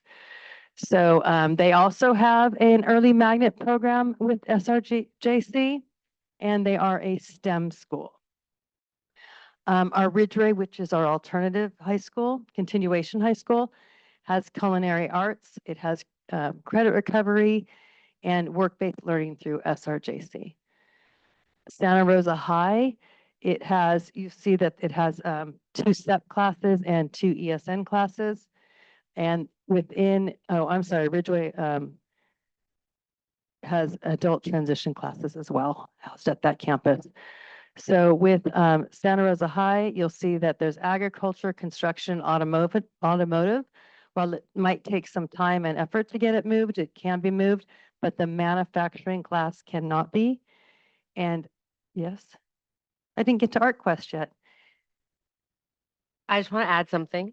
If we're talking about numbers, the Piner High School Early College Magnet program with Santa Rosa Junior College has over 400 students in it, over 100 at each level, and we graduate at least 95% of our program. We have over 200 kids in their junior and senior year take college classes at the JC. We transport them, we pay for their books, and they only have to pay the $19 fee for student union at the JC. I just wanted to add that because we were talking about numbers. Okay. And Santa Rosa High is where ArtQuest is housed, and that is like a school within a school. It's not a magnet. Okay, I was going to say it's kind of, but so like a school within a school, and that can be relocated. Okay, now we're on to the charter schools. So you'll see that Cesar Chavez Language Academy is our Spanish two-way dual immersion, TK through 6. 7th through 8th grade offers a lot of unique pathways. They have the two-way dual immersion. They are a world language, so that's the introductory Spanish or Spanish for native speakers. It also offers a traditional pathway. It is the World House for newcomers in their first 24 months in the USA. And they also offer the Boys and Girls Club along with the fee-based program. And they do feed into LC with those with the dual immersion. And Santa Rosa Accelerated Charter is only for 5th and 6th grade, and it is housed on the Rincon Valley Middle School campus. And the classes are unique because they're actually designed to meet and exceed standards, and they're taught through what is known as the depth and complexity icons for gifted students. You do not have to be gifted to go there. I just want to clarify that. And they're based on concepts of acceleration and depth. So if a student is going to go there, it is going to be, I won't say intense, but academically demanding. And the classes are taught a little bit different as well. They're divided into 2 core classes, math and science, and English and language arts. and social studies. They offer music as well, and they are currently also working on arts integration. Santa Rosa Charter School for the Art is TK through 8 as well on one campus. Their focus is on arts integration. They offer a Boys and Girls Club after school and a fee-based after school care. Our Santa Rosa French American Charter is the only accredited public French immersion school in California, as the principal tells me all the time. I don't know, like when I go to San Francisco and I see one, that thing can cost a lot of money, but we offer it free for our kids. Woohoo, yeah. It's also one of 4 in the US, so it's. Okay, well, yeah. In the western half of the US. He's got to wear a T-shirt that says that. Yeah. And it is pretty, it's accredited through, can't even pronounce that. And so it's the French ministry. She also meets with the consulate. I mean, there's all kinds of wonderful things. And it has a fee-based after-school care program.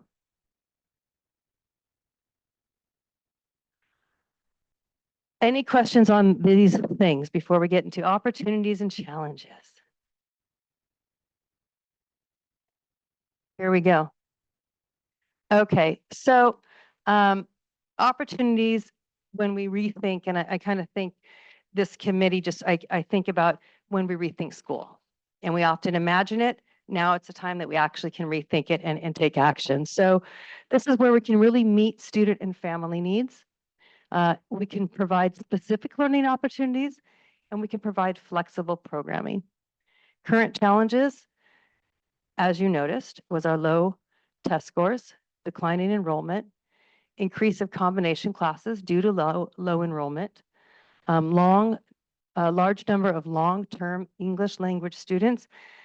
And what I want to just go through that and say that is students that we might have had from kindergarten, and they have not been reclassified to be consistent with their English performing peers in English. And they could be in high school.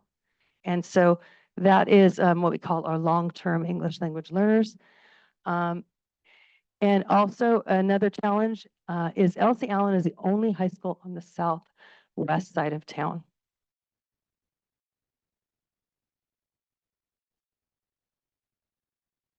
I want to point out that Heiner High School is the only high school on the northwest side of town. So I'm not sure how that is a challenge. All right, we're going to add another bullet point. Because it's a challenge because it doesn't just draw in our students from Santa Rosa City Schools. It actually gets students from other outside feeder schools. And so that's how, like the Wright District and different things in Bellevue, Evil Eyes right here. Wow. Just saying, okay. No, but it's really difficult for the translation channel if we're talking back and forth. So if we can try, just trying to help. I apologize. That's my personality. So we came with ideas, and I just want to let you know, this is not by any means all the ideas. There are lots of ideas out here, but we didn't want to go till 10 o'clock at night. So one idea is moving to TK through 8 schools. And I'm just going to let you read what the positive and what the problematics could be, and I'll answer any questions. Smaller level grade spans. So for example, maybe a school that's TK through 3 and another one that's 4 through 6. Multi-age classrooms, which are not combo classrooms. They are, just to explain that, because I see your eyes. So for example, I was going to give my own personal one. I taught 1st, 2nd, and 3rd grade in one classroom. That's multi-age. And they stayed with me year to year until they left after 3rd grade. So that would be multi-age. So it wasn't just that I had them in 1st grade and they left. they continue with the teacher. It doesn't have to be 3 grades. So they continue with the teacher and the curriculum. Question.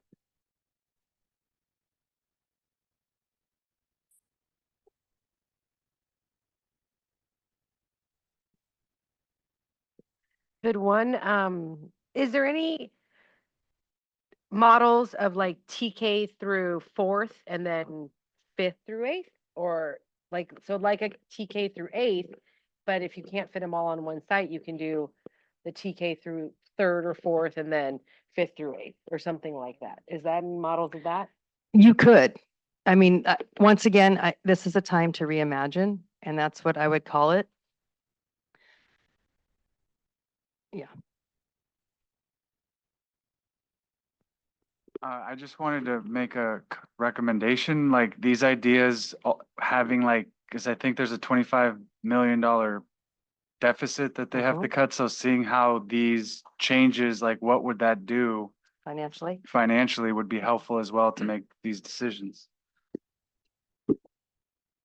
And I will say that some of these are for part of, as you're thinking about some things that could be done, but for example, even the switching to TK through 8, that doesn't change the number of students that you have and the number of, the capacity that the district has. It's a different educational model, but it really doesn't address and I'm making up a number, we have 10 schools and enough students to only fill 8 of them.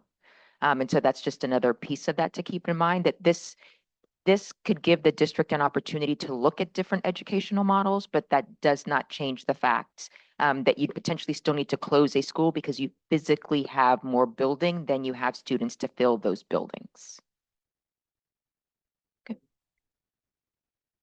you for just like saying that, because it's helpful for the conversation. I understand that, but I think also we're going to shut down a school, understanding where that TK, just for example, the TK through 8th grade, what schools would be a good facility to host those and shut down the other 2 schools.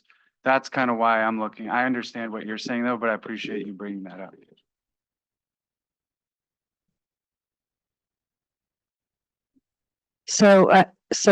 For example, we could do a TK8 at Comstock Middle School because all the schools that go to Comstock are our schools. So where you would run into a hiccup or problem, or maybe a benefit, because maybe they'll come, but like Rincon Valley Middle School, if you were going to do 6th, 7th, and 8th, they at Rincon that feeds to us, they have through 6th grade. So that's why you're right. It would be kind of site dependent as well. Boundaries, sorry, that's what they call them, boundaries. And so as we're looking at this and we're trying to reimagine the school and what it could look like, do we have any thing to compare to as far as success? Because we can look at this and do this and then it still cause more harm than good.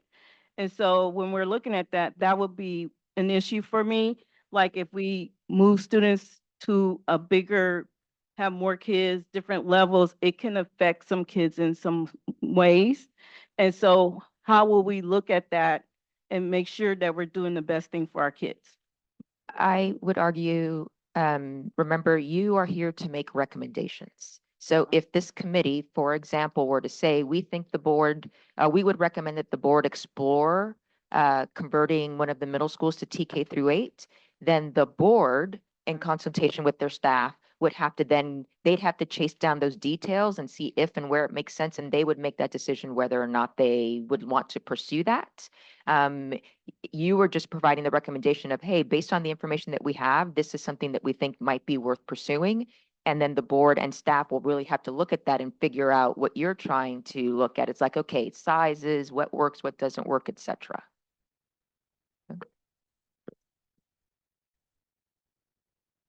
Okay, another idea is an all year round school. And so, for example, if you had 4 tracks, you would have 4 teachers, but 4 teachers would share 3 classrooms. So what that looks like is if 4 of us are are all second grade teachers. Only 3 of us are on at a time. And then one teacher in one track goes off and then another teacher comes on. So it's like, I think 8-week cycles, or it could be, I don't quite know all of them, but so that is one thing. One was the idea of a newcomer site, dedicating a location for newcomer services. Our early education center, relocating it from Lewis to a newly closed elementary site. So these are just ideas to look into and ideas to think about as we close sites. Somebody mentioned what could we use another site for? So those are just some of those things. And also another one at the elementary and middle schools would be a dual immersion pathway that was not a charter school. And so that could allow for an English pathway and a bilingual pathway at a school site. Yeah. I was just gonna, commenting on that, I was at a site that we were that when I first started in the early 2000s at Luther Burbank. The only thing, and we actually, it was us and Lincoln. The only thing that's challenging is that what we found, and when you look at some of the research, it just shows that when a parent makes a choice, it's a tough extra row. And I don't know, we have parents that have their kids in a dual language space. Every time you put something on the desktop of learning, something falls off the desktop. So you can only have so many things up there. And what we found is that when it was, when the parents made the choice, the success of that versus this just happens to be in my footprint and I'm just in this, about half the kids were succeeding and half were not. So that's one thing I'm going to say about if it was just, hey, this happens to be the footprint, we're going to the school that does dual immersion. Whereas I think where the charter has had, both charters have had a lot more success because it's a choice. It could be a choice. Okay, choice to go to as a public, not a chart, under the label of charter. Okay, and then earlier you said multi-age, I just want to speak to that, was that at Luther Burbank, Monroe, and Brook Hill, when I first started, those were the 3 sites that actually did 4 or 5 multi-age classrooms on purpose. And we did see success in that. I loop every year. I have a 5, 6. I have half of my 6th graders, my 5th graders last year. And we did it on purpose where we had 3, 5, 6 classes with the intent of looping. Social emotional is way better. That connection before content, the connection with the families, all of it goes up higher. And absolutely, I'm going to say that we saw results with something like that. I'm going to say that not every grade level might be perfect for a looping experience. I know in elementary for sure, 5, 6 just works great. But I don't know, you could speak to a primary teacher that is in hyper disagreement with certain levels should not be in the same room for that experience. But I just want to comment on those 2.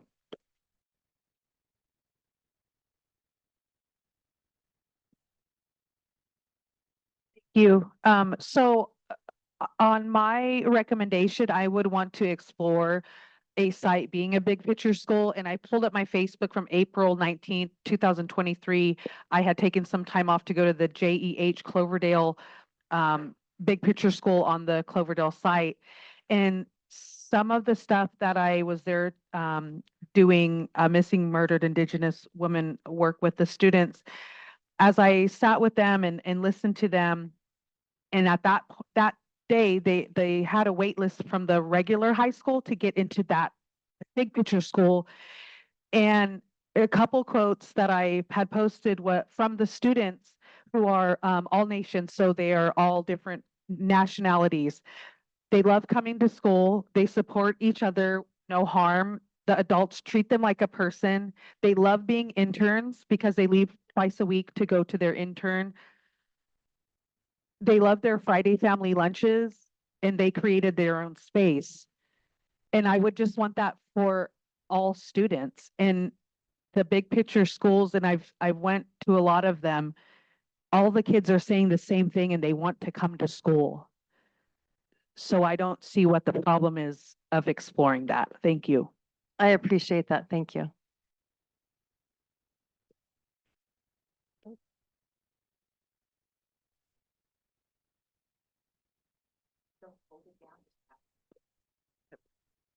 to advocate for the things to look into. In my previous life before Santa Rosa, I was at a year-round TK-8 school. We had much less discipline with the middle school ages compared to the regular middle schools that just were 6-8 or 7-8. In addition, we were able to do much more with the students who were behind instead of waiting for, the summer programs. We were able to what we called intermissions. When they were tracked off, they were able to work with those students throughout the year to help them catch up during the year time. We also had a lot of collaboration during the 6th, 7th, and 8th. So we weren't considered a middle school, but we had the capacity to do that with the grades. There was also a lot of upper grade, lower grade collaboration. In addition, having the students from the beginning all the way through 8th grade, there were a lot of options where we worked with students in different capacities, and knowing the children for 9 years or 10 at this point, it really built a school-wide culture and community that was very tight. Whereas talking to other administrators who were not the TK-8 but were split, they only got a chance to know the kids of the middle school for 2 years. They didn't really have a chance to get to know the kids, to work with the kids before they then again left. So I would advocate to look at the year-round and TK-8.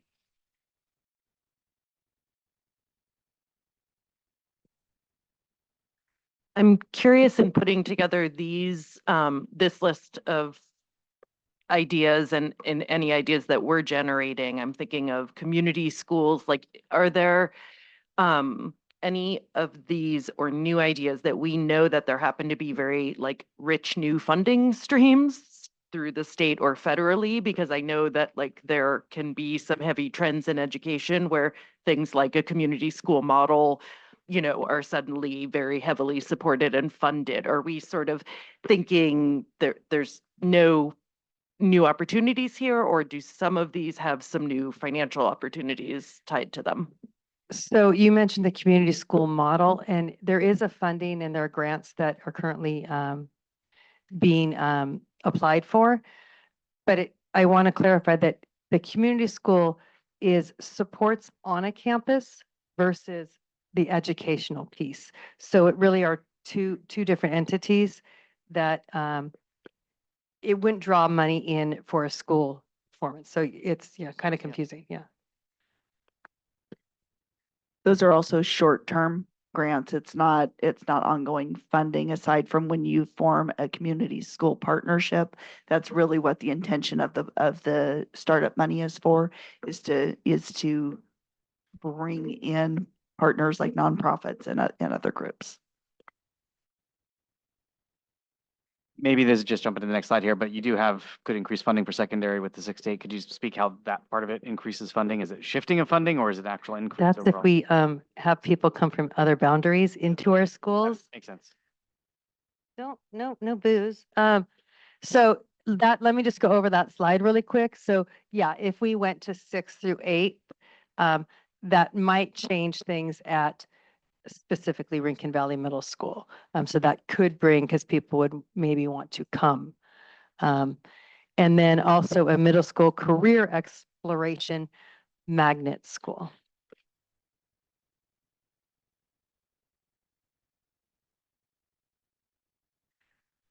When we were talking about doing the TK-8, what are the feeder schools around our middle schools that might cause us issues similar to what Wright District has with CCLA? So are the other schools going to is this going to be problematic? So yes, if we are speaking about charters, there was a change in law. And so there are lots of districts. We have charter schools that are operating in, say, Wright boundaries. Wright has a charter school that's operating in our boundaries. Same thing with Rincon Valley. There are a lot of those, and we are going to have to address that. and the likelihood of those charters being reauthorized in the neighboring boundaries. I think that's a very difficult thing to make happen. We'd have to get agreement on both sides. And we would have the same issue with offering sixth at Rankin Valley. We can't, it's not within our elementary boundaries. So as a traditional school, we wouldn't be able to offer sixth grade at that school site. So we'd have to be, if we're looking at 6, 7, 8, it would again have to be at a school that's in both boundaries. So Comstock is the middle school that would be that, as would Santa Rosa Middle. There are a couple that would be. So those are things that, again, as Brianna was talking about, the recommendations about things that we should explore, that the board could explore on different configurations, but there are some substantial restrictions on where we can operate specific schools. Thank you.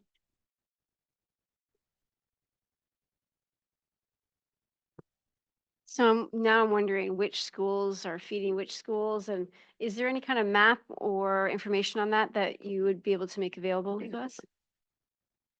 So that was actually, if we go back to our first, not the first meeting, the second meeting when we talked about demographics, and I believe that there were boundaries on that one. So yes, we do have that we can revisit as we get into the conversations. Pull back up and see. I want to say that I love the idea of a K-8 on the west side. I think it's amazing. And if that's off the table, can we put a little asterisk that says we could send freshmen back to middle school? I would be a huge advocate for that as well. So I was going to say, I do want to note that this information is being provided to you again for this notion of, hey, this could be an opportunity to do something different. The core focus of this committee really is about that school closure and consolidation. And so we'll be making that recommendation. And then we can have a conversation about, are there any of these possibilities or options that you guys are like, no, we seriously want to explore that to give the board a recommendation. And then we could break that one down a little bit more so you guys have that information to provide. But I don't want us to go down this rabbit hole of figuring out all the wonderful different ways you can do things on the educational program side So just that to keep in mind. It's like we're going to have the one focus. We'll come back and touch on this and go, okay, based on all of these ideas, is the TK8, for example, something that the committee really feels strongly that this could work. And then we could answer some of these questions to get you the information for that. But I don't want to completely go down that rabbit hole, especially since it's almost 7:30 already. I just want to echo Herman's point earlier was that, that some of these ideas are amazing, but it's like we're just I just see like millions of dollars of changes and we're trying to, again, go to cut 25 million. And, the fact that this committee might only cut like maybe $1 million off the 25 million, we got to be careful of all these great ideas. But I think that if we're condensing a site, I think that's where we need to focus on, is that if Comstock is clear, obvious, is that it's got a site that has extra space. But I mean, the idea that we could take a site that's closing and condense in our own boundary footprint, I think there's so many prohibitive things with some of these ideas because of our partner districts that aren't going to go into the night quietly. So. Saving up all my comments, hoping you get to the end, but thank you for including the idea of moving the early education center. I think that really is the purview of this committee, is to think about alternative uses for school sites that might become vacant, especially when we're looking at building not just a new early education center, but building a new district office. And that bond money could be directed back to the school sites that are occupied by students. So I do think that's something this committee should be aware of and be thinking about when we decide which schools to close. The other thing is that creating new charter schools doesn't help with the budget. It hurts the budget, right? So any ideas of moving sixth grade, or, we talked about all that, but it would result in having to be a charter, and that's not going to help the bottom line of this district's budget in any way. And then the last comment I want to make is the year-round schools and the 4x4, which is on the slide. We haven't even there yet. I'm talking anyway. These are ideas, but I want to caution this committee to not get super excited about these ideas, because these are actually negotiable ideas as far as staffing and teacher contracts. And so that's what I have. So the last slide is that block schedule looking into like a 4x4 for high school. And a newcomer site, dedicated location for newcomer services, much like what we have at LC Allen. And I think, is that my last slide? That's fun.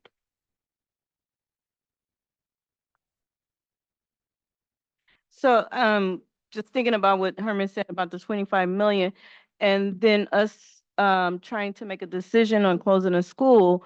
And so all the numbers that we have, does that include like the administration, employees in any of these numbers, or is it just not included in the numbers that we currently have? Next So week. next week, okay. I mean, not next week, next meeting. Next meeting.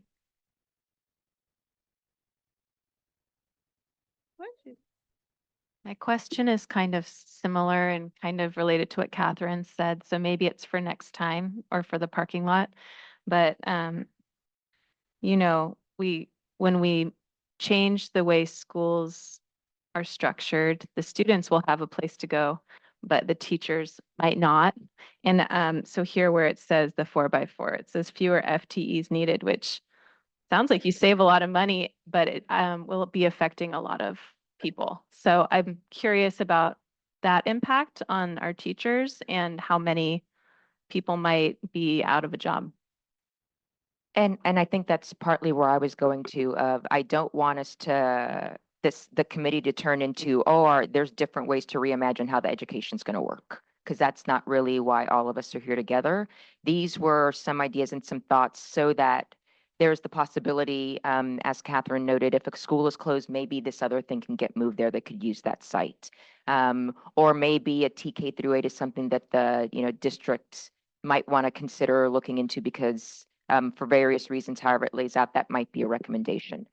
There would be no way of knowing at this point is, if everybody went to 4x4, that means you don't need 20 less teachers, or that's just that level that I don't think for this committee, that's really where we should be getting into that level of it. It really would be, are there any of these, or what are the one or two things that we think, oh, wait, that might be something that might be worth exploring as we have this opportunity with school sites closing, and we want to recommend that the board do that. And the board will then have to look at all of those implications and how that would affect actual staff and reductions. All right. Any other questions on the presentation?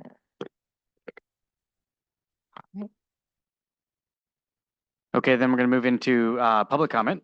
So we have 2 folks for public comment on this agenda item, and then we'll do non-agenda item public comment after the site analysis. So first one up, Evelyn Anderson. Evelyn's still back there, she is. Okay. Hi, I'm Evelyn Anderson. I am principal of the Santa Rosa French American Charter School.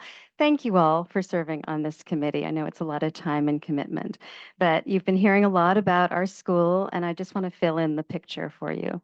We are a TK through 8 French immersion school. So 90% of the instruction is in French from TK through 2nd grade, and by 6th grade, 50% is in French and 50% in English, and that continues through 8th grade. We're TK through 8. Due to the fact that all our students are learning a second language and some are learning a 3rd and 4th language, it's not unusual for our students to lag in their English language learning. So I look to the upper grades, and for example, in the 23-24 SBAC scores, 60% of all students met or exceeded standards in English language arts in grades 3 through 8, and 88% of our 7th graders met or exceeded standard. Even more exciting is that 90% of our reclassified 6th grade students met or exceeded standard in English language arts. That's pretty good. This model of education is very respected worldwide. We are one of almost 600 schools that are accredited by the French Ministry of Education. All but only 4 of those are public schools, and the nearest one is in Louisiana. We currently have over 100 applicants for our 48 TK spots. So based on applications historically, we could easily grow to over 700 students, and that's without marketing. Over 60% of our students come from outside the district, so proximity to highways does matter. As you've been learning, demand for SR Facs is really high, not because of the building, it's the program. And I'll have to come back because I don't think I have time allotted to me to talk about suspension rates, Herman, but I'll be happy to talk to you anytime.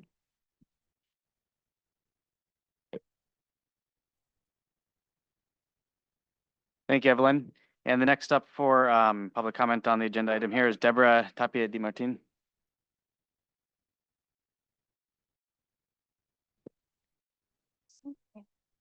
Hi, good evening. I'm a parent from the SRFAX, the French American School.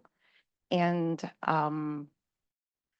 I wanted to also add to what Evelyn said that you haven't looked at what has stopped programs from growing, because what has stopped our program from growing is probably our location, right? Because if we had the space, we will have more students. And then I think that overall, nobody wants to shut out a school. Nobody wants their school to shut down.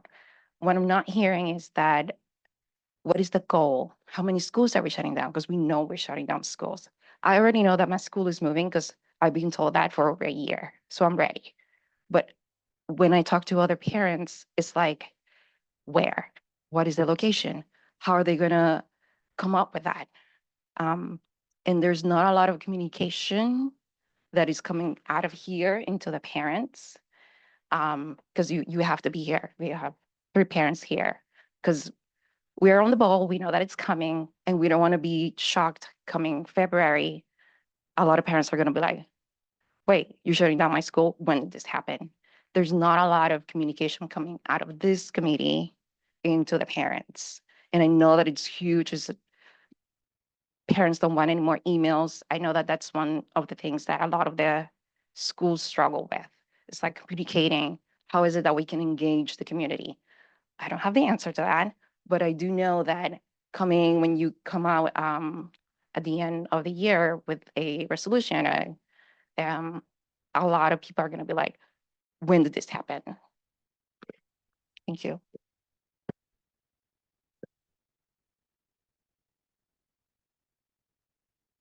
Okay, thank you, Deborah. That's it for public comment for the section, so we can move on to the site analysis.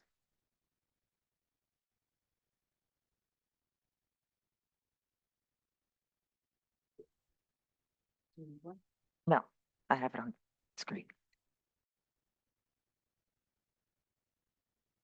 All right. Didn't they? I thought they emailed me. That we can definitely do. All right, so let me share screen, wrong button.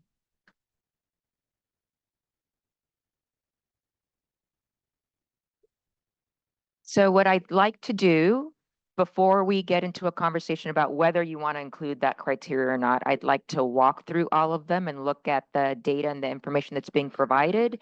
And then we can have a conversation about the inclusion of it or not. Yeah. Sorry, one quick comment before we jump into it. Just a request for next time as well that we could receive, even if not the actual spreadsheet, but at least the PDF version of these so that we're not looking at them cold for the first time in the meetings.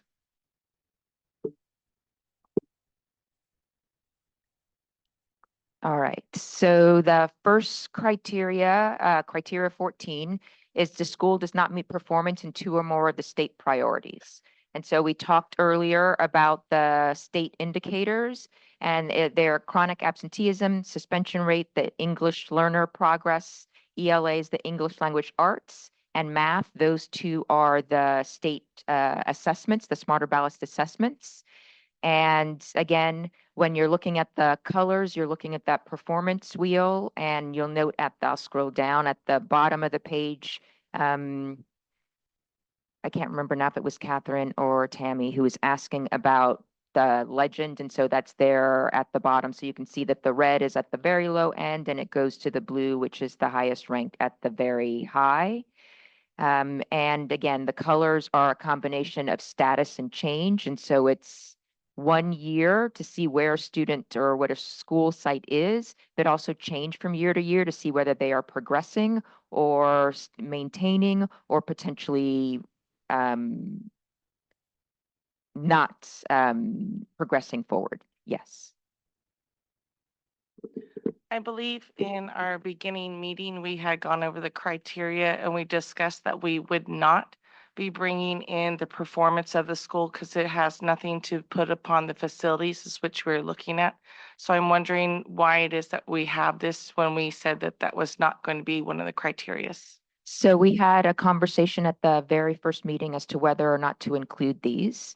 And we said that we would look to see if there were alternatives.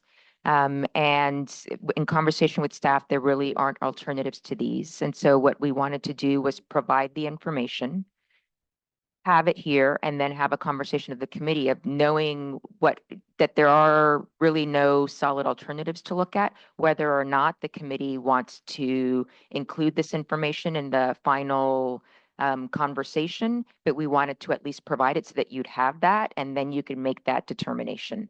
Because I don't believe at that first meeting, there were definitely questions as to whether or not to include it, and there were some that thought that it might make sense. Others didn't think so. And so that's something that we need to reach a consensus on as a committee.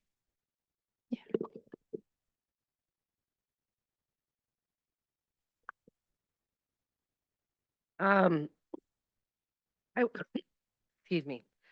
I would like to request, I know that you had talked a little bit about what Yvette had asked for, but there are a lot of changes that happen from year to year to year at a site.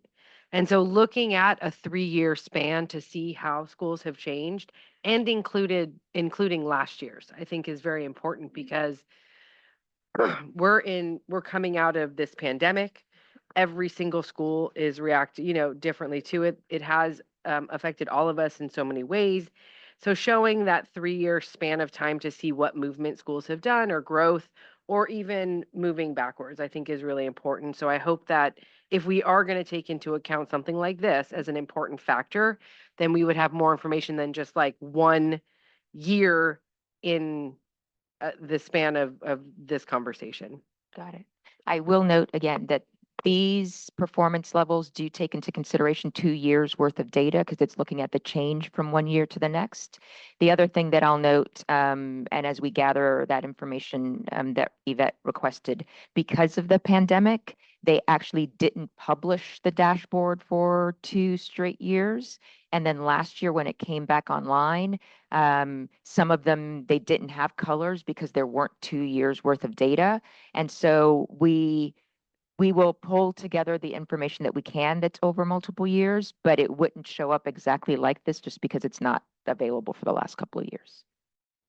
So one thing I think we also need to keep in mind is that before the pandemic, we had the Tubbs fire. We did not do CASP testing at Pioneer High School, Elsie Allen High School, Montgomery High School, Santa Rosa High School for 5 or 6 years. And so there is no comparison, right? And so before the pandemic, we had already not done testing. And I think it's important that we keep that in mind, especially at all the high schools, because it has a huge effect on the dashboard and what the dashboard reports out. Got it. Yeah. Can I just add briefly to that then? I think basically to add to what you're saying then, Andrea, is that, and I've looked at these scores a lot, you'd basically only have 1 more year. You wouldn't have anything going backward. You'd have 1 more, which is what's going to be coming out in December. So look, to compare to this. And that's why I'm saying I think next year, it's gonna look different based off of this past year. So in December, it's gonna look different, is what I'm saying. Well, and going back to what we're bringing up with staffing and the contract, please keep in mind that staffing turns over every year. It's not consistent, the children as well. So again, I personally don't feel that this has anything to do with the building and capacity of what this committee's for. I will note that the conversation about school closure isn't strictly about facilities or capacity. I think what brought this committee together was the fact that the district is declining in enrollment, and so you do have more facilities than you necessarily need. However, when you're thinking about closing a school, you really want to look at that holistically, which is why we're showing you information about ed services and facilities and fiscal and all of these different pieces, because when you're considering closing a school, it really should be looking at all of those and not strictly there's a building with that's half empty, for example, because we don't have as many students in it. So this is showing you what the color performance levels are. You had them in your presentation, one slide per school. And so this is providing you all that information together in one. What the scoring was looking at was whether or not a school didn't meet, was at one of the two lowest or didn't meet performance in two or more of the state indicators. And so if it was in a red or an orange and it had more than two of those, that's when it would get a number 2 for a yes. And if it had fewer than 2 in red or orange, then it got a 1 because the answer was no. On the weighted side, that is a point for each indicator that's in the red or the orange, which is one of the two bottom ones. So for example, Abraham Lincoln received a score of yes, a 2, because it has 4 of the criteria and one of the bottom 2 performance levels. And then the weighted score is a 4 because there are 4 of them that were in those 2 bottom levels. And so that's what the score and the weighting that you see there. And then you'll notice that when you get to high school, then the indicator with regards to graduation rates kicks in. That isn't available at the lower grades, as well as the college and career. And again, there's only 1 year of data at this point, and so that's why that one doesn't have a color, why it is showing up as, low, high, very low. It's just showing what that current status is. And in this next iteration of the dashboard, then you would start seeing the color because there's 2 years worth of data in order to develop that. All right. So there were questions before about the sub-student groups and how the student groups are performing. And so this isn't something that was scored. We just pulled this information together since that was something that was brought up and discussed. And so that second sheet that you see that doesn't have a criteria number on the top, that shows the various student groups that the state is looking at and recognizes, and then what their performance level is on each one of those state indicators. And so that information is there for you. Again, the dashboard doesn't have that level of detail school site by school site.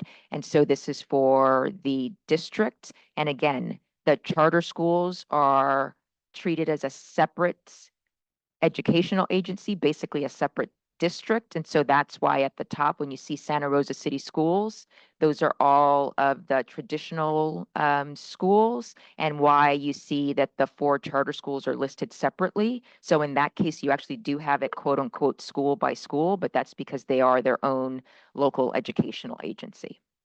And so that's that information that's there for you. It wasn't part of the criteria for scoring, but the request was made, and so we wanted to provide that. Yes. Can you remind us what is the threshold to not have a demographic included? Because I'm seeing, a lack of African American students in these campuses, and I know that there are students there, but obviously they fall below the threshold. Like, can you just 30%? 30 students, 30 bodies. Okay, thank you. Yeah.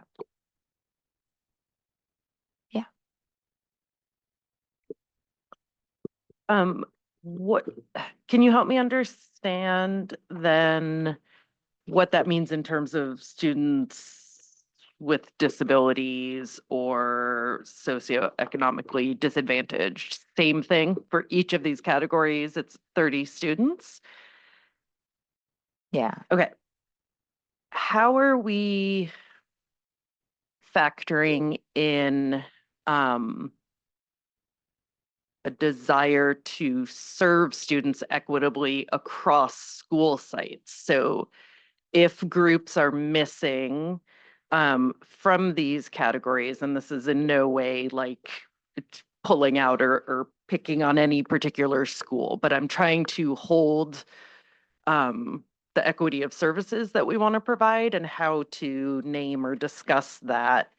So again, is that sort, I guess I keep going back to, is that something like from the district level that there's a certain like commitment or pledge to serve students in a different way? And or is there a way that we need to understand how charter schools operate differently and maybe don't need to serve certain demographics?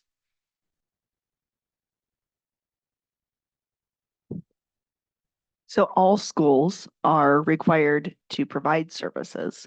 The issue is whether they have the capability to provide them on their campus or if the student, so there are times where Santa Rosa City Schools will have a space available.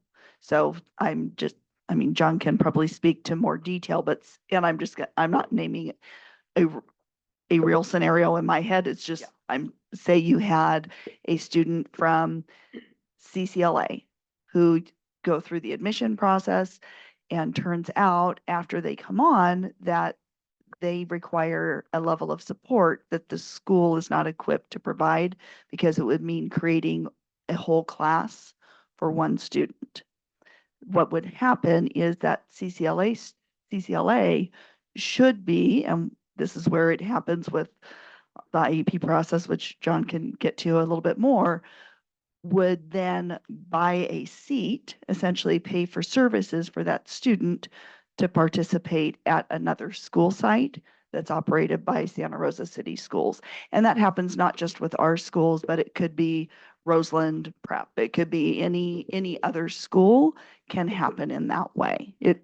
Does that help? It does help. I guess part of what I'm trying to understand is how does that align with the idea, like, because special education is not a program, and I know that that's not necessarily public knowledge. Special education is all the supports and services provided to any individual student wherever they go to school. So I personally am very familiar with this because we ended up not welcome at our neighborhood school, which is not part of this district, and have received segregated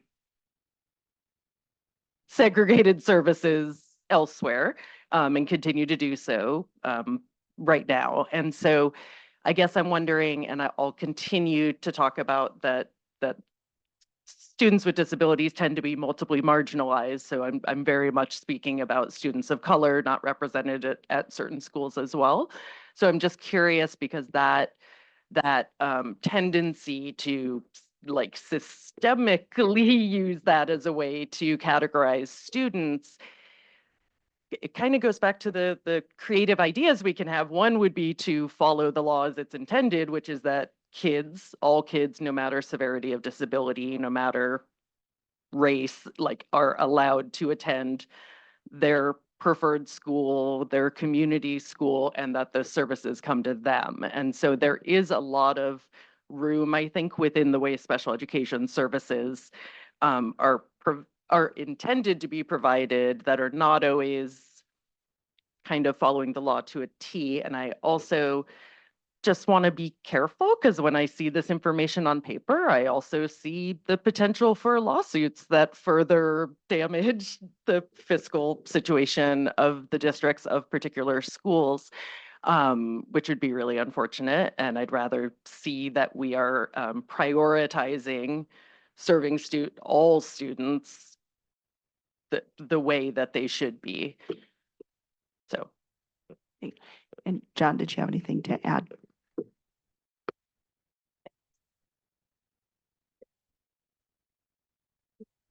Okay. So the issue that comes up, it's not only with respect to charter schools, but small districts in general. In Santa Rosa City Schools, we have, goodness, probably 180 students who are placed outside of Santa Rosa City Schools. I mean, so that's sort of a bigger example of that. That said, charters are one of the, because they're so small, at least from the legal point of view, they may tend to offer a relatively limited range of quote unquote programs. And within the law, Lisa's absolutely correct. And that is that they must offer FAPE, free appropriate public education, not necessarily on their campus. And in my mind, there's a bit of a tension here because we're going up against that versus a charter school is a school of choice, particularly, and that's somewhat of a contradiction or a tension, which I think you're getting at that very point.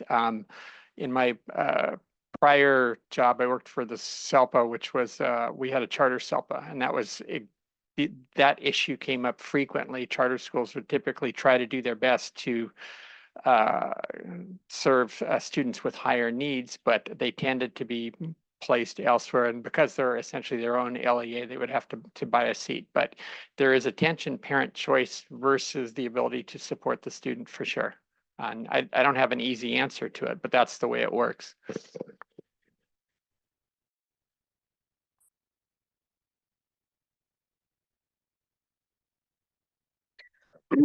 So I'm not sure if I'm going to say this correctly or very well, but I'm going to speak from my heart and say that as someone who has been battling for over 20 years for my West Side kids, students do not show up at the door the same. And when you look at these test scores, because that's what they are, it's not fair, you know, if we're going to judge, and I know we're not, but I feel like all of us need to be very aware that there is a very large divide in Santa Rosa with the students that show up to our schools. And we work really hard every day with who walks in the door. And if you can show the growth of the students as opposed to where we fall short, I think I would be more open to looking at that. And it really does. It's very frustrating looking at these because it does not represent what we're doing in our schools at all. I do want to note that the ELA and math columns are test scores. The other ones aren't, just for clarification. And potentially providing the information about status and change might help, because that just show not only where the school or students are in a given year, but it shows, which is what's built into these colors, is looking at not just 1 year, but the growth or decline from 1 year to the next. And that's what these colors represent, is that combination of those. But again, we wanted to provide the information, and if the committee as a whole really is at the point of, nope, these two, really, it's three, 14, 15, and 16. One is the dashboard, which is not all test scores. It's just 2 of the indicators are. The other 2 are the test scores. If that determination is that's not something that you, as a committee, want to have as the criteria when you're looking at school consolidation or closure, that is wholly up to the committee's decision. We wanted to be able to provide this information so that you had that, and were informed when you did. So, and I think Yvette had her hand up first, and then Herman. So, I kind of backtracking a little bit and thinking about walking to school, and this just come back in my head. And so with school closures and people having the ability to get to school, you know, there's going to be other added costs, right? Such as buses and all of those things. And so is there something that we're going to be able to look at? So if we close whatever school, maybe this is not our committee, but looking at that, it's like, You close the school, but now they gotta go across town and now you gotta provide transportation with this high gas. And so is that something that we're gonna be looking at in this committee? And then you also mentioned something about 180 students that are placed out of the school district because we don't have the services here. So why aren't we looking at that? If we're placing our students elsewhere, 180 students elsewhere, why haven't we looked at what can we do in our district to make sure those students stay in the district, right? So that is something we should be taking a look at instead of all these other options. How do we retain the students in our district? What could we possibly provide to them to make sure that they're staying in the district? So to your first question, yes, at the next meeting when we're looking at the fiscal implications and other items, we'll be looking at the transportation and how students are getting to school. And that's part of what you'll have to consider when you're thinking about, oh, if we're closing a school, then these kids would be potentially going to X, Y, or Z. And, what will that do commute wise, et cetera. So that'll be part of that conversation.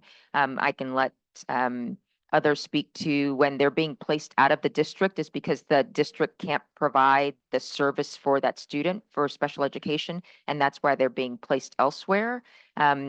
Bringing those students back would require new programs, et cetera, in order to be able to serve those students, which then is also a cost, and that was the determination that the district made with regards to placing them elsewhere and not actually being able to provide those services within the district typically.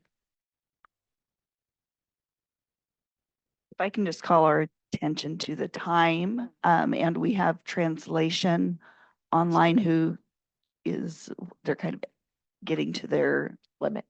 Yep. I just want to echo what the principal of Pioneer High School, I'm totally blanking on your name. I can't see the exact mirror. I'm really sorry. And and Dr. Wilson, that these test scores disproportionately put people like students of color, specifically Latino and Black students and Indigenous students in our district. And I do think it's inappropriate and it puts them at a big disadvantage, and just want to echo what the two principals said. Oh, I also want to say, I don't know if this committee is going to look at, you said the word harm, and it kind of reminded me of a lot of what this district has done unintentionally and unconsciously, and the harms that, I don't know how the harm of the past is going to play into the decision that this committee makes and the board makes. But there are schools, no offense to the French charter school, but how they kind of displaced 70% of Latino students in 2012 when they did take over that campus. And there's other historical data or events that happened in the district that I don't think we're aware of. And I just want to make a big emphasis in the fact that we are making decisions here in a school district that's majority students of color, and there are schools that have historically benefited because they're predominantly affluent and white. And we haven't even talked about race really in these conversations, and the race really matters in the decisions that we're about to make. And I really hope that this committee looks at the data and looks at who will be impacted the most, which is historically Latinos, Black kids, and people that come from low-income families. So just want to put that out there, and you can do the research. We all know how to use Google. If you don't, you have my email, but I can definitely show you how you can look at the past of this district, which I know I'm not blaming anybody. I'm not saying it's right or wrong, but it has historically, those are facts. Those are historically disadvantaged our students of color. Be really fast. I just really wanted to follow up to what Yvette said, because it's very important enrollment wise. It's very important in terms of following the law around special education and serving our students. And I really would like to ask, could we look at the financial impact of the students that are leaving the district? Because I do know that it's extremely expensive, like extremely expensive. So to say like we can't serve them because of the cost of developing new programs, like there is very much a number, a hard number. And so I think it would be really important that we all can see that and understand maybe all 180 truly can't be served, but there's probably like a really realistic way in which we could look at the impact there.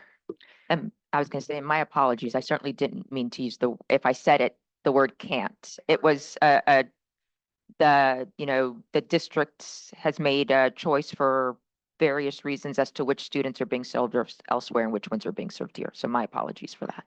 And those are often through a due process. And so it's not necessarily that the district has asked to move those students, and that is something that is being explored. The parent who spoke on public comment that said there's not a lot of information getting out to the other parents. What are you guys going to do to get more information out to them so that they know what's going on? So we actually sent out notification last week that we are starting our LCAP budget roadshow presentations, and those are information nights. And we did specifically call out in there that we will be talking about school consolidation, closure status, our fiscal stabilization plans. All of those are community nights. So I know that we are running up. We are going to be doing those starting on Wednesday between now and December. So they're out there for each of the high schools. We're going to have meetings there. And we also have a virtual format. And then we're also going to be putting out more information on a more regular basis with updates in newsletters, Parent Square notifications, just reminding people about the ability to get that. Are you able to put that information over to KBBF to get to those parents in the lower income who don't speak English, that listen to the radio? And then Herman has a newsletter that goes out to like thousands of people. So maybe you could put that information like, hey, this committee's closing a school. A lot of people read his stuff. Thank you.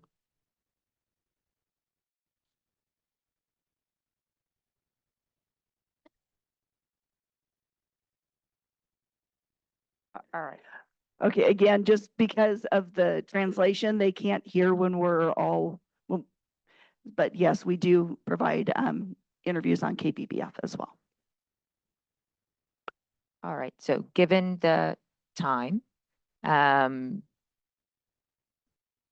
what we'll do is I'd like to just give you guys time to think and mull over. And one of the first questions that we can address at the next meeting is these 3 criteria and whether there's consensus with the committee to pull them all together or not with that respect. And so we'll start there. When we do, as part of the agenda, we always are looking back to the meeting before.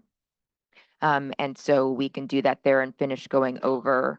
The other one that we didn't reach was criterion 17 and 18. And so we'll do that so that we're not here, as Lisa joked earlier, until 10 o'clock this evening. Yeah, thanks. One comment on that. It looks like, and maybe I'm just misunderstanding, for criterion 15 and 16, the scores might not have tracked on the spreadsheet. They're all 2s, and it looks like some of them should be 1s whenever there's a negative variance from the district. It should be a 1, I think, by the question. So maybe just a comment to check that. It's the percentage of students nearly or not meeting standard in ELA, or one was math. Right. And whether Yeah. or not it's below the district as a whole. Yeah, so both of those spreadsheets, Okay. they're all the scores are 2s, and there should be some 1s Oh, in there. something there It were. didn't refresh Weird. correctly, or something's Yep. not linked. So, yeah, sorry, just an update for next time to get that So corrected. we'll fix And I may those. change some of those. Okay. Thank you. That's odd. I remember seeing 1s. So we'll correct those and we'll bring that back and have that conversation at the first part of the meeting. So we can close out on this before we move to the fiscal impacts portion. Okay. All right. Okay, so if we're closing this, just before we wrap everything up, we do have one additional public comment on non-agenda item. Deborah, if you want to come on back up.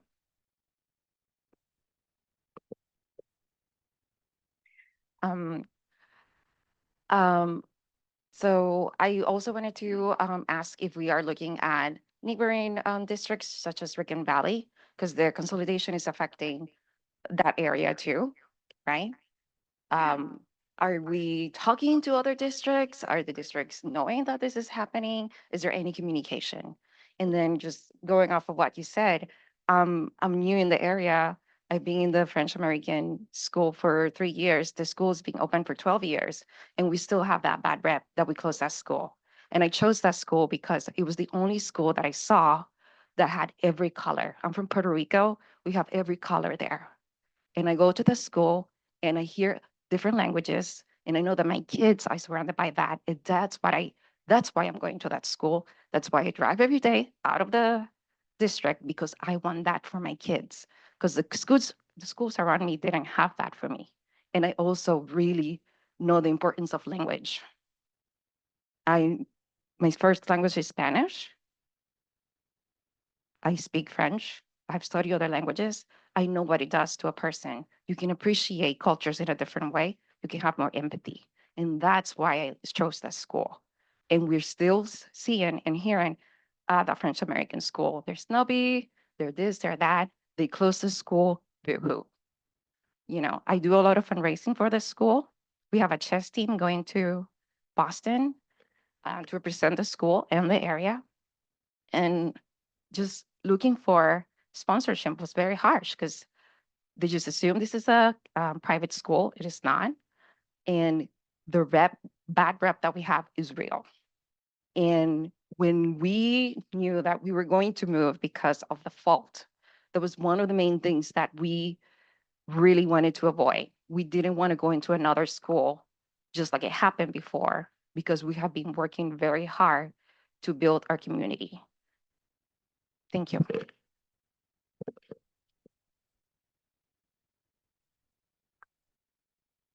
Thank you, Deborah. Next steps.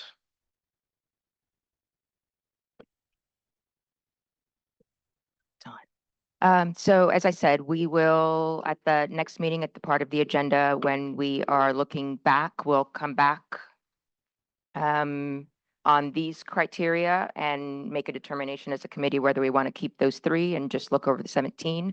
And then that next meeting will then be focused on the fiscal and other impacts. So we'll be looking at fiscal, transportation, and those pieces of it, so that you have that information also as well.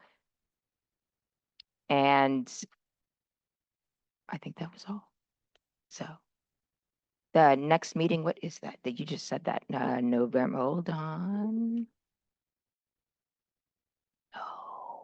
No, there we go. I have it here.